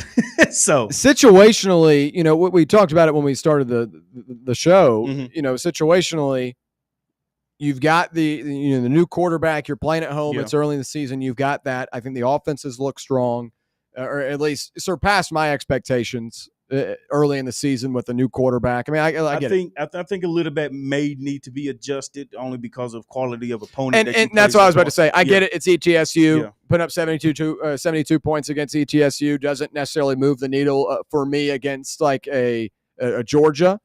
And I said earlier in the week too, like a lot of people were saying, "Oh, look what Georgia did against Austin Peay, 28-6." And I'm like, well, when you're in the SEC and you're playing these big time opponents week in and week out, it's really easy to sleepwalk and look ahead to the next game. Just a quick point on that. I'm gonna say it and I'm gonna be done. If you go back and you look at that Austin Peay game, they basically stayed in the entire game in a cover 4 shell type defense, meaning that two safeties always high, about 15 to 20 yards off, and the corners stay deep, 12, 10 beyond off of the receivers. Yeah. What do you expect is going to happen? Georgia is not going to just open up the playbook to 80% and just no, you're just going to take what is given. You pray that you get out the game healthy, and you're just going to just play the game. Calm down when you talk about Georgia barely getting just Georgia was just taking what was there. And if you really look at the game, like hearing that Gunner threw for over 200 and something yards, and then when I look back and look, I was just like, it has to be a lot of yak. Yeah. So don't read into what Georgia did against Austin Peay as there's probably a chink in the armor. I would not lean on that going into this game. Yeah, Marshall did the same thing too. Gunnar Stockton talked about it, and Kirby Smart did as well. How they played, they played those cover 4. They played deep, and they said we're not going to get beat deep down the field. You can win everything intermediately. And against Marshall, I thought Georgia had a lot more success with that, and it helps when you can get the ball in the hands of Zachariah Branch really quickly. They did that one time, and he ended up going down the field for 50 yards. So obviously, in those games, they're playing prevent. They're trying to withstand the blow. They know the blow's coming at some point, but they're just trying to ease on into it and wait till it's the third or fourth quarter until it's out of hand. Credit Austin Peay for doing that. I mean, if you're an FCS team going up against a Georgia, you want to look like you can hang around. That's the way to do it. I don't think Tennessee's going to be able to do that, and obviously Georgia's going to have a different approach here. I think establishing the run for Georgia is really, really important as well. Nate Frazier, who was a freshman last year, comes back this year. He was strong at points for them last year. Oh, yeah. They have struggled to establish the run over the last couple of seasons early on in the year, though. I wonder if that carries into this one. And this is the biggest game Georgia has played. Week 5 last year was Georgia, Alabama? Yeah. It was either week 5 or week 4. Yeah, it was so this one's week 3, so I guess I can still say this. This is one of the bigger games they played this early in the season. Obviously, they matched up with – they played Clemson last year, though, to open the year, I believe. So I think that was, Yeah, so I might be wrong on that. Like, what, a 10-0, 10-7? But that was a neutral site game. Yeah, it was. So this is the biggest game they've played on the road in a while, because they also played Oregon a couple of years ago in the kickoff game and derailed them. But, again, we talked about it. They struggled with Kentucky last season. Neyland Stadium is going to be a lot more bonkers than Kroger Field. I just think it's a good spot, but they've got to be able to establish the run themselves. Yeah. And if they're able to do that, then I think that gives Gunnar Stockton a lot of momentum, because then you could get into, some RPO type stuff, or also, line up a Frazier on the right side, make everyone think they're running to, running to the left side, and they could switch it up, go quarterback power, and everyone's, so focused on what they're doing with Frazier in the backfield. You got to keep in mind Gunnar is a good runner, and it rhymes, Gunnar runner, but he is. Yeah. And I feel like if they're able to get the run game going early, that's going to unlock a lot of potential down the field, and that's where I feel like Tennessee could get in a tough spot. Okay, so that's going back to my first point. And like you stated, I mean, the trenches will tell the story. I mean, basically like they do in any game, but to this game specifically, like I said, how well will Tennessee hold up at the line with the numbers that they bring? If Tennessee can at least stymie, get pressure with 4 to 5, I believe that they will be heading in the right direction to try to snag a victory. on Saturday. But if they're having to try to commit 6, bring 7 to try to even generate some pressure or to even plug gaps in the run game, then this could turn into a very long day, because just like you said, because you get into those RPO situations, those linebackers are now coming up, basically hitting the line of scrimmage right over their head, like, with a pass, like, and things like that. So the numbers, pay attention to the numbers that are having to be committed to either generate pressure and or to stop the run game, because that will tell you early on how this is going to go basically for the entire game. Yeah. A lot of angles to take at this one. Yeah. And, I said we were going to talk week 3 of college football in general. I'm sorry about that. No, it's not a problem at all. Hey, but that just, again, I wasn't saying it was a negative. Gotcha. That just shows how big this game is. Yeah, no, it really is. I mean, because this game could potentially set up who will probably end up being 1 to 3 at the end of the season, like, to represent the SEC. Yeah, represent the SEC. So this game has a lot of weight to it. And that's the other thing, like outside of the matchups and what we know going into this game, there are big time college football playoff implications in this one, as you mentioned, where now in college football, it feels like every week there's a little bit of the college football playoff on the line. Like last week, Arizona State, a team that was a top finisher last year in the Big 12. They won the conference this year, was projected to be right up there. They lose to Mississippi State in week 1. So now, you totally change your opinion on them. Baylor in week 1. Yep. I'm out on them. And then last week against SMU, Sawyer Robertson puts up 440 yards and 4 touchdowns. Now they're back in that Big 12 race. And that's just, focusing on one conference. In the SEC, everyone was out on Alabama. And then Ty Simpson has a good day. Let's keep in mind, Jeremy, it was against ULM Monroe. Yes. Let's not do that. Week to week, though, there are so many implications on these games with the college football playoff at 12 teams. To where right now, and even in the offseason, when we were kind of leaning up to this game and the Tennessee schedule, you win Saturday, you've got a little bit of a mulligan. You've got now, Alabama on the road. If you drop that one, it's not over. It's not, If you drop Oklahoma, even though it'd be late in the season, it's not necessarily over. You can afford 2 losses. I don't see any 9-3 team making it. But you've got 4 games that are really, really important. Maybe 4.5. I'll put a 4.5. Or excuse me, 5.5. 5.5. That's what I meant. With Mississippi State on the road, as the Bulldogs look strong against the Sun Devils, at least for the first half. You could knock one off the list. And it'd probably be the biggest one on the list. Exactly. Because with Tennessee not having to see Texas this year, because I think Texas will slide for another game or 2. I really do believe that. And if Tennessee can get this win Saturday, the sky's the limit. Yeah. Truly the sky's the limit, because for Texas to lose possibly 2 more games this season, you're talking about now the traditional powers will be at the top, this year, where we could possibly end up seeing maybe, this sounds crazy, but maybe a Tennessee, Georgia, Bama. Tennessee, Georgia. LSU now, Jeremy. Don't forget LSU. Yeah, you can't forget about LSU. Yeah, LSU. Who knows about South Carolina? But the thing is all these teams are going to play each other. Oklahoma gets a signature win last week. So being able to get this, that's why I said this game will be huge if they're able to win. The thing about the SEC, final thought before we head to the break. Right. The thing about the SEC this year is that there are a lot of good teams. Yes. The level of being good to great, I don't think we know yet. I think there are a couple of teams we can pinpoint and say, they're in that level. I think Georgia's one of them. I think LSU's one of them.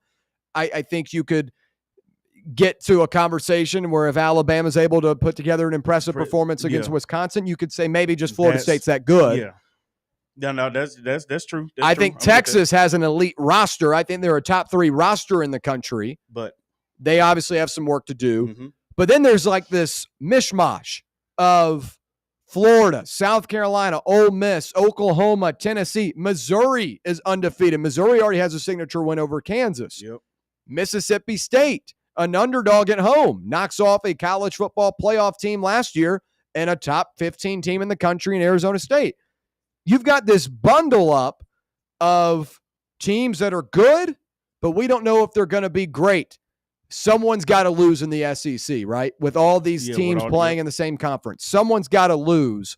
This is the type of game where you separate yourself from the someone's got to lose club to college football playoff contender club. Yeah. I think that's what's on the line. Maybe not so much for Georgia, because I think they'll bounce back and get a win at home against Alabama. But for Tennessee, this one has a little bit more weight to it just because of all the pile up. Yeah. I mean, looking at Saturday, because I think we talked about it during the summer, this is the easiest Tennessee's schedule has been from what I can remember, definitely within recent memory, because you're talking about Tennessee normally has a schedule to where they see a Georgia. It's normally like a Florida, Georgia, Bama, at LSU, and then Kentucky and South Carolina, and these are like 5-6 weeks straight. Yeah. And this year, you get a Georgia, and then it's who after that? Well, you get Georgia, and then it's like a UAB, get a little bit of break, a windbreaker, and then you go Arkansas, Mississippi State. You see what? Yeah. Bulldogs are on the road, but going into the season, that was a weaker team. Yeah, it was exactly. So that's what I'm saying. Like, they will definitely be. I hate saying this phrase, but but it's true in this sense. They will control their own destiny. Yeah. So. Yeah. All right, good stuff. Tennessee, Georgia, big one on Saturday. We'll continue to cover it here on Fan Run Radio. Coming up next, we'll take a look at Thursday night football between the Commanders and Packers. Stay right here. It's Overtime, presented by VIP Play.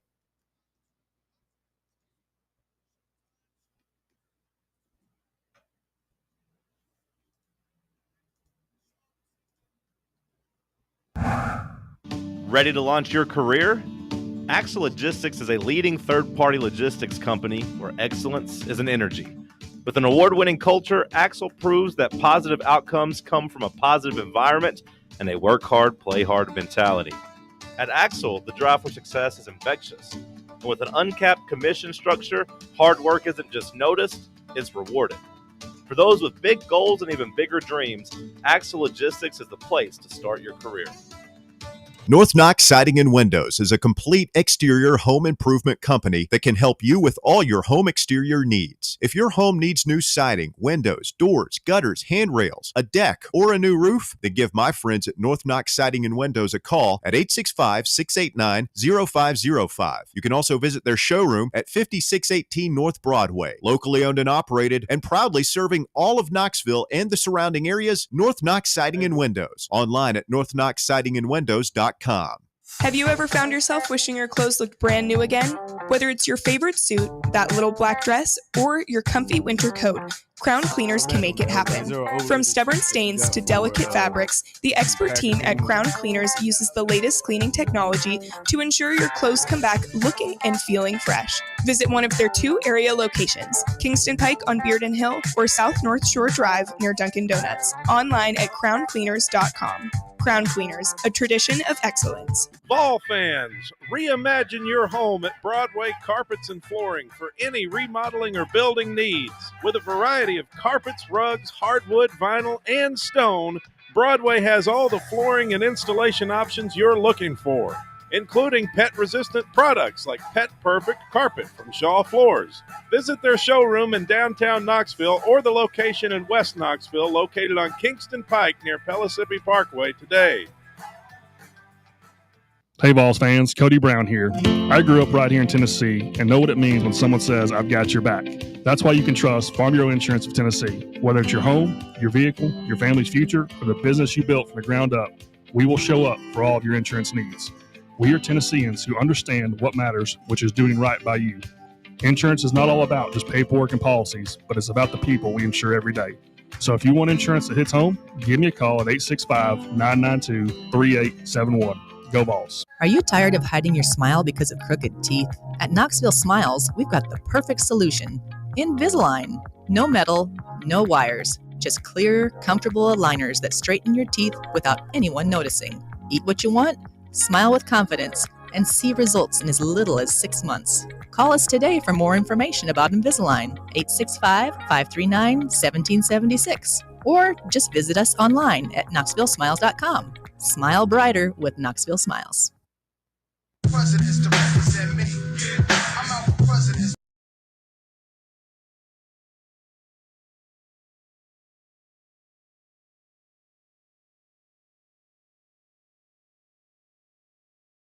Here on Overtime, presented by VIP Play. We appreciate you listening along with us, whether it be on the free Fan Run Radio app, 105.7 FM, 1340 AM here in K-Town on the local dial, or on the X/YouTube live stream. However you're listening or watching, we do appreciate your time. Okay, good conversations in the first segment about college football. Let's continue them in the NFL. Thursday night football tonight, folks, as two contenders in the NFC square off on Thursday night football as the Green Bay Packers host the Washington Commanders at Lambeau Field. Entering play at 1-0 after earning divisional wins to open the season, both teams have legitimate aspirations to contend in the NFC, and tonight's game will be an important early season measuring stick for both squads. Washington shut down the New York Giants last week, while Green Bay dominated the defraud Lions in Micah Parsons' debut. Jeremy, real quick before we get into it, through week one, I knew we were going to. What'd I tell you? Let's go. What'd I tell you? Through week one. Let's go. Through week one, the defraud Lions with their motivator coach. Schematically, they look horrible. So I know y'all jumped out of your seats when I said that Dan Campbell was not a top 10 coach in the league, but I think he's a top 10 motivator and a top 10 program builder. But in terms of X's and O's and get me to the Super Bowl, it's just week one now. I know, Jesse, but ooh, I know you were waiting on that. That's okay. I was watching. Ooh, what you have something to add? I was going to say I would have actually agreed with you had I Oh, heard yeah. that Dan Campbell take. Oh, I'm yeah. not a big fan of the coaches who don't call plays. They let their defensive and offensive coordinators do all their work. Yeah. Shout out Nick Sirianni. Yeah. Up in Philly. Yeah. Man, you guys are just poster boys. Look, Ben Johnson and Aaron Glenn, they pick up and leave. They deserve to be. I think Ben Johnson was a better hire than Glenn, personally. I like Glenn at times last year. I thought Detroit's defense kind of put him in some tough situations. You go back to the NFC. I mean, well, you get riddled by injury. Yeah, well, I know. They did. I know. They were pretty injured. I know they did. But I mean, Ben Johnson, I just think I'm very high on Ben Johnson. I'm just saying, like, I'm not taking a stray at Aaron Glenn. I'm just saying I thought Ben Johnson was one of the best minds in the league last year and over the last couple of years as well. I just thought he was a stronger coordinator. It wasn't necessarily a shot at Aaron Glenn. Obviously, they did have some injuries, but that playoff game, they were tough. They were tough at the end of the season as things started to wind down. But I get it; they did have some injuries. But I'm not going to toot my own horn yet, Jeremy. I'm not going to do it yet. I got you. But I know you were watching last Sunday. I know you were sitting on. I know you were sitting on that couch saying, "Uh-oh." No, I was thinking about that conversation the whole time I was watching the game. I was just like, yeah, he gonna come in ready for this one. Yeah. All right, we'll focus on tonight and not the defrauders. Packers, Commanders. This is going to be a good one. You know, I've really been impressed so far through the season. We've gotten some really good primetime games. Cowboys, Eagles was a good one. Chiefs, Chargers came down to the last possession. And then obviously Sunday night, really hard to topple that one, Bills and Ravens. And then insane. J.J. McCarthy in the second half comes on strong for the Vikings. We got 4 really good primetime games last week, and this one at least sets up to be that. I thought the Packers last week looked dialed in. And I love Matt LaFleur. I think he's a really good offensive-minded coach, and he's able to implement his system in. And even though they have struggled identifying a wide receiver over the last couple of years, I feel like they have drafted a guy in Matthew Golden that midway through the season will be the number 1 wide receiver for this team. Mm-hmm. And that immediately gives Jordan Love a go-to target. And if your Romeo Dobbs and Jaden Reeds are able to, be complimentary wide receiver 2s and 3s. That's what they're good for. And Christian Watson coming back from that ACL injury could come back and make a splash. But I just thought that the Packers offensively looked like a well-oiled machine. And defensively, we didn't see a ton of Micah Parsons, and they were still really, really good. I think the Packers, obviously, playing at home, have the upper hand tonight.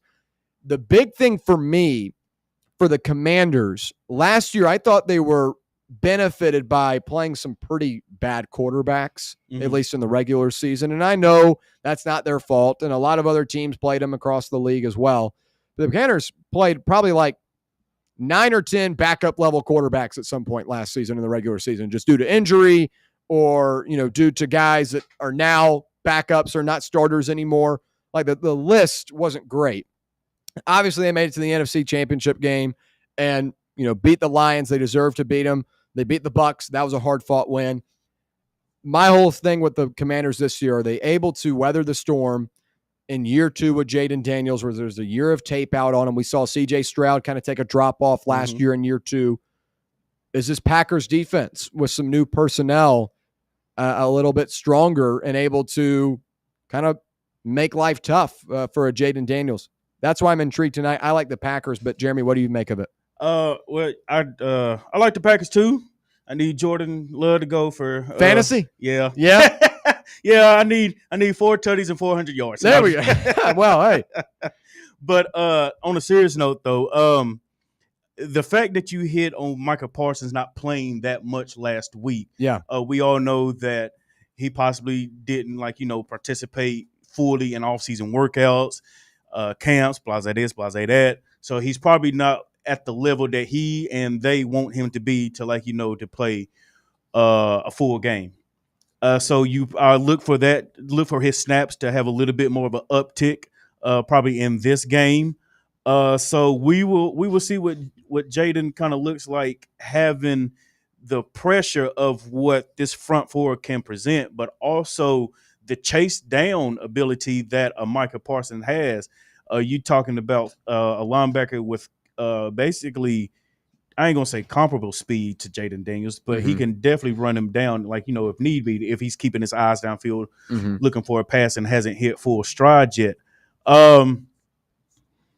The offense that the Packers displayed last week, the push that the line was getting, the tough running that Josh Jacobs displayed, and all the different ways that all the different receivers that Jordan Love was hitting. Yeah. You're so correct when you say that they look like a well-oiled machine, and I believe that will continue to be the case going into this game, because looking at Washington's defense last week playing against the Giants, I'm not quite sure if we can say that the Commanders' defense was that great.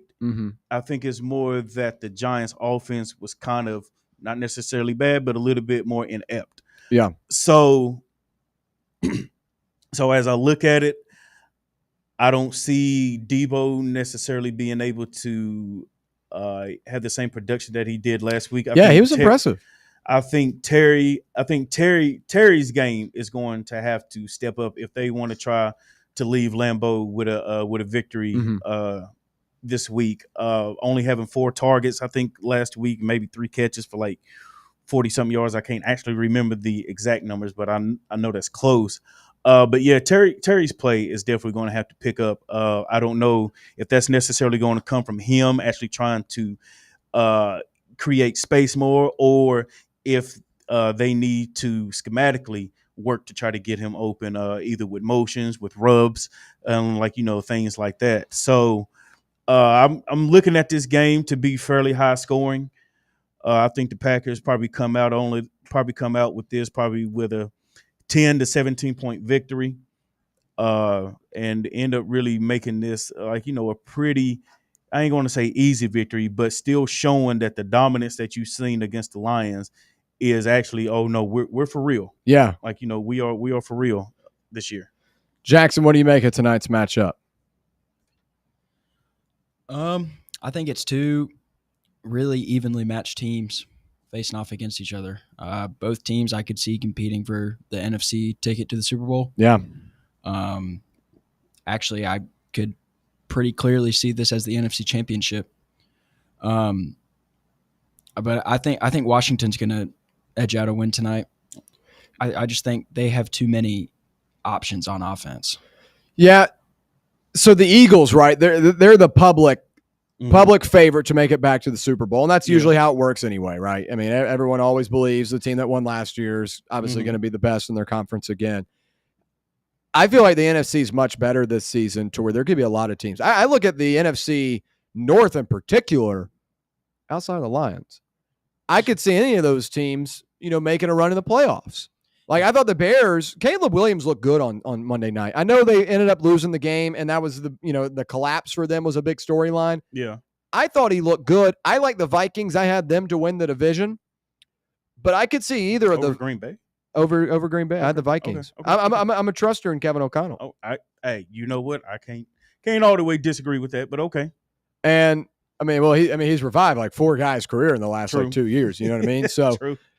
I think he'll be fine with a first-round quarterback. But again, like I think the Packers should be right up there, though, in terms of the teams that I think should be really even almost with the Eagles. Like I know the Eagles are good, but I think there are a lot of teams that could be just right up there with them.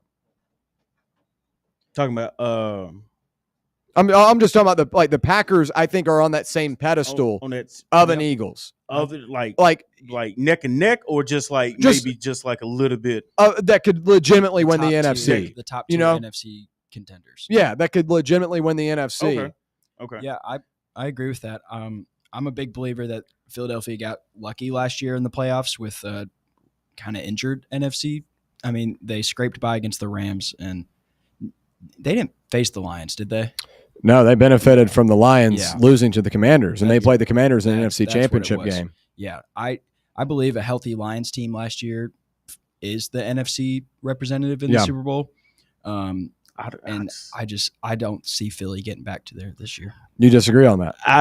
In terms of last year, I just don't see it. That defense was just too dominant. I mean, we're still talking about a young Jalen Carter, Jordan Davis, Nakobe Dean, with an experienced secondary at the time with Darius Slay, C.J. Gardner, and then you have 2 outstanding rookies with a Cooper DeJean and Quinyon Mitchell. I mean, that defense, what they were able to present, was just, not a historic defense by no stretch, but a very stingy, solid, sound defense. And I really think that is what propelled them to show the dominance that they did.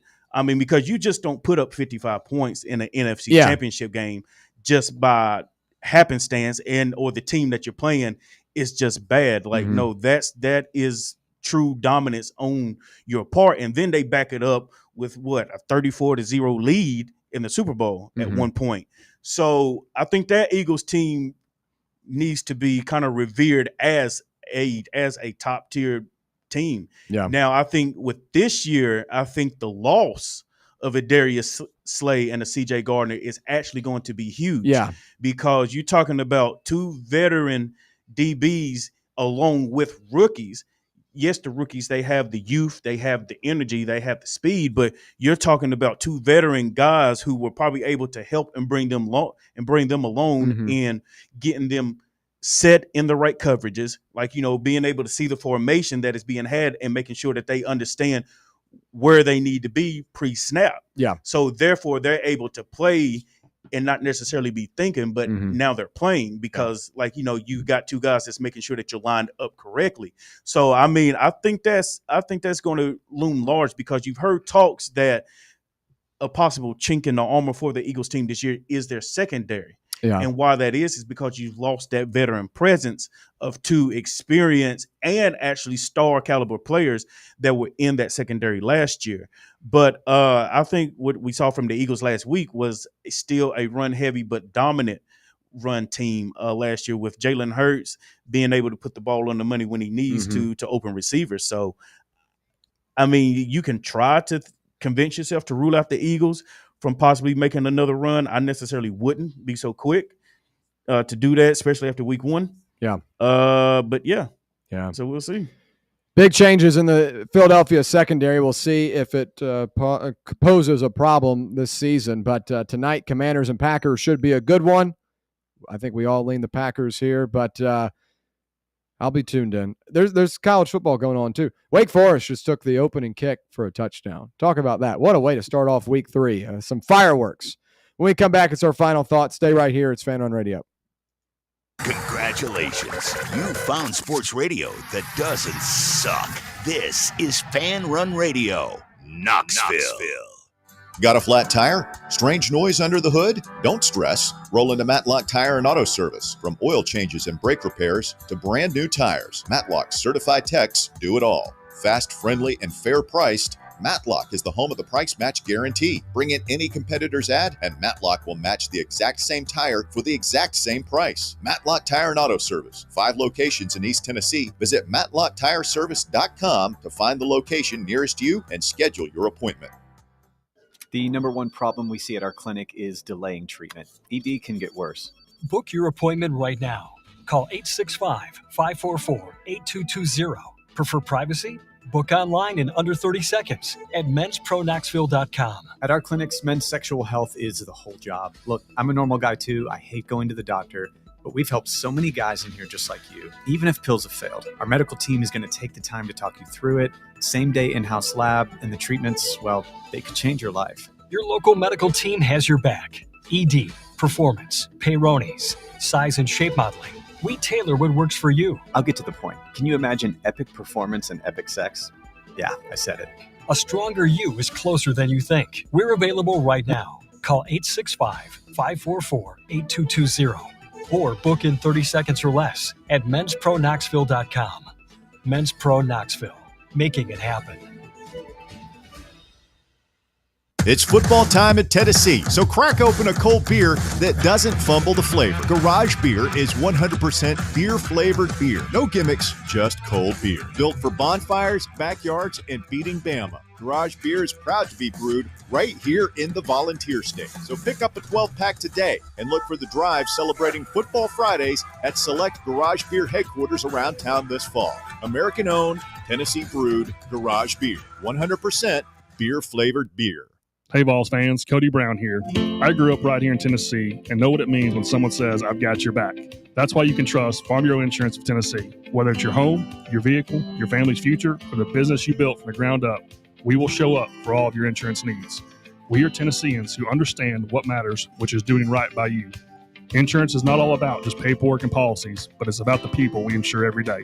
So if you want insurance that hits home, give me a call at 865-992-3871. Go Vols. Tired of waiting for the weekend or good weather to play around? From casual to committed, Back 9 Golf has got you covered. Open to the public and offering flexible membership opportunities, they offer 24/7 access to 5 different simulators, providing cutting-edge technology, instant swing feedback, fun mini games, and a wide variety of courses to choose from. Perfect for that solo round you want after work, or swing by with food and drinks for an afternoon with friends and family.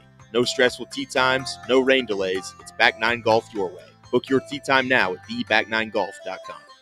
Hey folks, if you're in need of a lawyer, you need to call my friend Jerry Givens. I've known Jerry since high school and can personally vouch for him. He's East Tennessee through and through, and if you're going through a divorce, bankruptcy, or a DUI case, you'll need someone you can trust on your side to help you navigate the local legal system. You can trust Jerry Givens. Call the law offices of Jerry Givens today at 865-801-9250 to schedule your free consultation. That's 801-9250.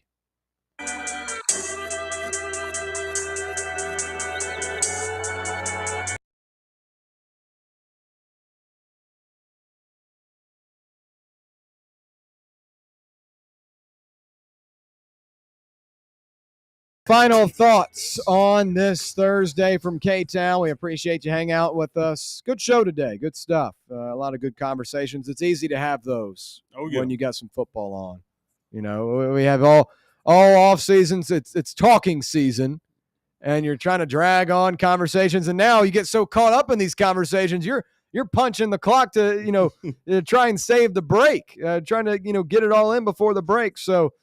Good show today. I've enjoyed it. Got about a minute here, but anything you guys have on your mind that you want to bring to the table? I tell you what, let's Let me ask you this real quick regarding still the Tennessee-Georgia game, because I had a conversation with some boys earlier today. Do you feel that going into this game that Tennessee has possibly opened up the playbook a little bit too much going into this game, and vice versa, has Georgia not opened it up enough? Well, I think it kind of stems back from that conversation we had earlier, right? For Georgia, at least. Mhm. Marshall and Austin Peay both play those similar Of course. coverages, and they're not going to, empty out the tank Exactly. to show what they can do against Austin Peay and Marshall. For Tennessee, I think you have seen newness wrinkled in from last year, which is a positive sign, and I think you needed to do that anyway. But these guys are smart, right? Yeah. And I feel like they know that they're going to unveil a couple of things on Saturday that have not been put on tape. Of course. When that Syracuse game, first play of the game, I was like, yeah, that's new. Motion, drag route, a cross route. You had stuff you hadn't seen before. There were 3 or 4 or 5 plays in that game that I immediately, that's new.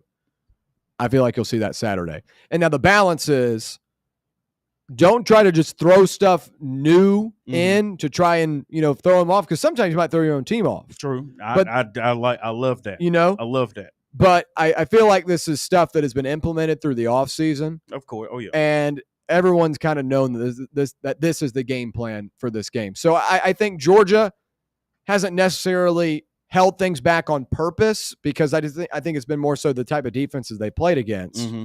Thank you for that.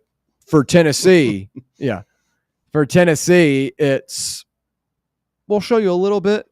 Like, we'll give you an appetizer, right? We'll give you an appetizer, but coming up, this is going to be the main course of what is new. And Josh Heupel talked about it at the end of last season, talked about it when Nico Iamaleava was doing his stuff, that he was going to make some tweaks and changes. We saw a little bit of that. I think you get the main course on Saturday. That's the big game. That's what it's here for. Yeah, I thank you for that, because those are basically the same argument points that I was trying to make today. I'm just like, I don't know why people are putting so much stock into what Georgia has done in these first 2 games. And from the UT perspective, I'm glad that you probably paid closer attention than what I actually have, to know that you have recognized some stuff new than what they've shown before in the past. But to say that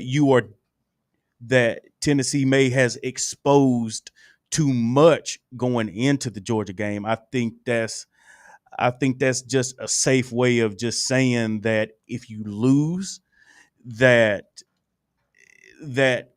it's okay, but we still have kind of room to go. Like, you're already putting in place like a moral victory. I don't know. That may be jumping the gun a little bit on my part. I'm not necessarily sure, but I don't think UT has necessarily done anything to really warrant saying that they've just already opened up the playbook with their first 2 opponents. I mean, for the most part, yeah, I agree with you. They probably have shown some things new, but I think just for the most part, they've just shown that they're just taking advantage of what's been given to them, and they've taken advantage of the quality of opponent that they played so far. So, Yeah, most definitely. Good stuff today, guys. For Jeremy, for Jackson, I'm William. I got a quick message. Okay, quick message. To Vol Nation. Vol Nation. Don't rush the field on Saturday if we win. There we go. I like that. I back that up. More important issues coming up next right here on Fan Run Radio.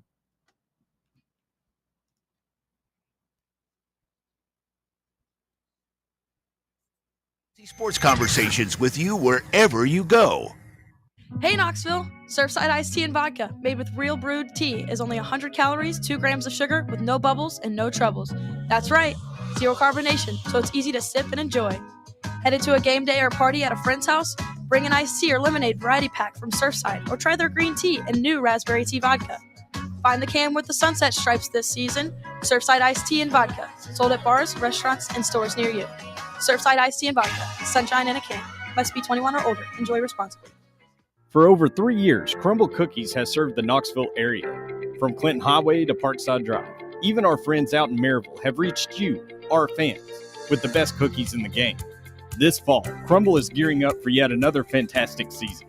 Whether you're tailgating or looking for a pick-me-up after getting the kids from school, Crumble has you covered. Download the Crumble app, to check out this week's rewards and features. And stop on by. Tell them Fan Run sent you, but don't miss the cookies.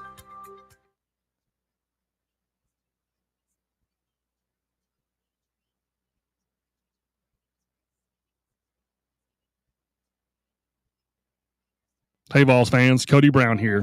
I grew up right here in Tennessee and know what it means when someone says, I've got your back. That's why you can trust Farm Bureau Insurance of Tennessee. Whether it's your home, your vehicle, your family's future, or the business you built from the ground up, we will show up for all of your insurance needs. We are Tennesseans who understand what matters, which is doing right by you.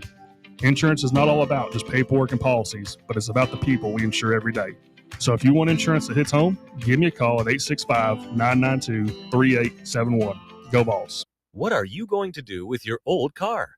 You can try selling it, you could junk it, or you can donate it to Heritage for the Blind. Your car will be towed away for free, and your donation is tax deductible. Just call 1-800-639-8620. Heritage for the Blind accepts cars, vans, trucks, and boats. It doesn't matter if your vehicle runs or not. It'll be towed away for free, and you'll be supporting those that need help. Heritage for the Blind is a nonprofit organization that helps the visually impaired live fuller lives.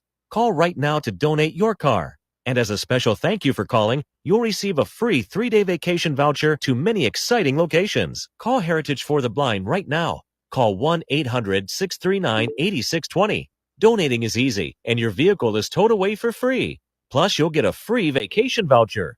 Call now, 1-800-639-8620. That's 1-800-639-8620. Airlines have just reduced their prices even more. Book 30 days in advance and save big. Want the absolute lowest prices on your airline tickets? Then call the Low Cost Airlines Travel Hotline right now. For prices so low, we can't publish them anywhere. The only way to access our low rates and save up to 70% is to call. Save hundreds on your vacation tickets by calling right now. You can fly anywhere in the world and pay discount prices on your airline tickets. Book a flight today to London.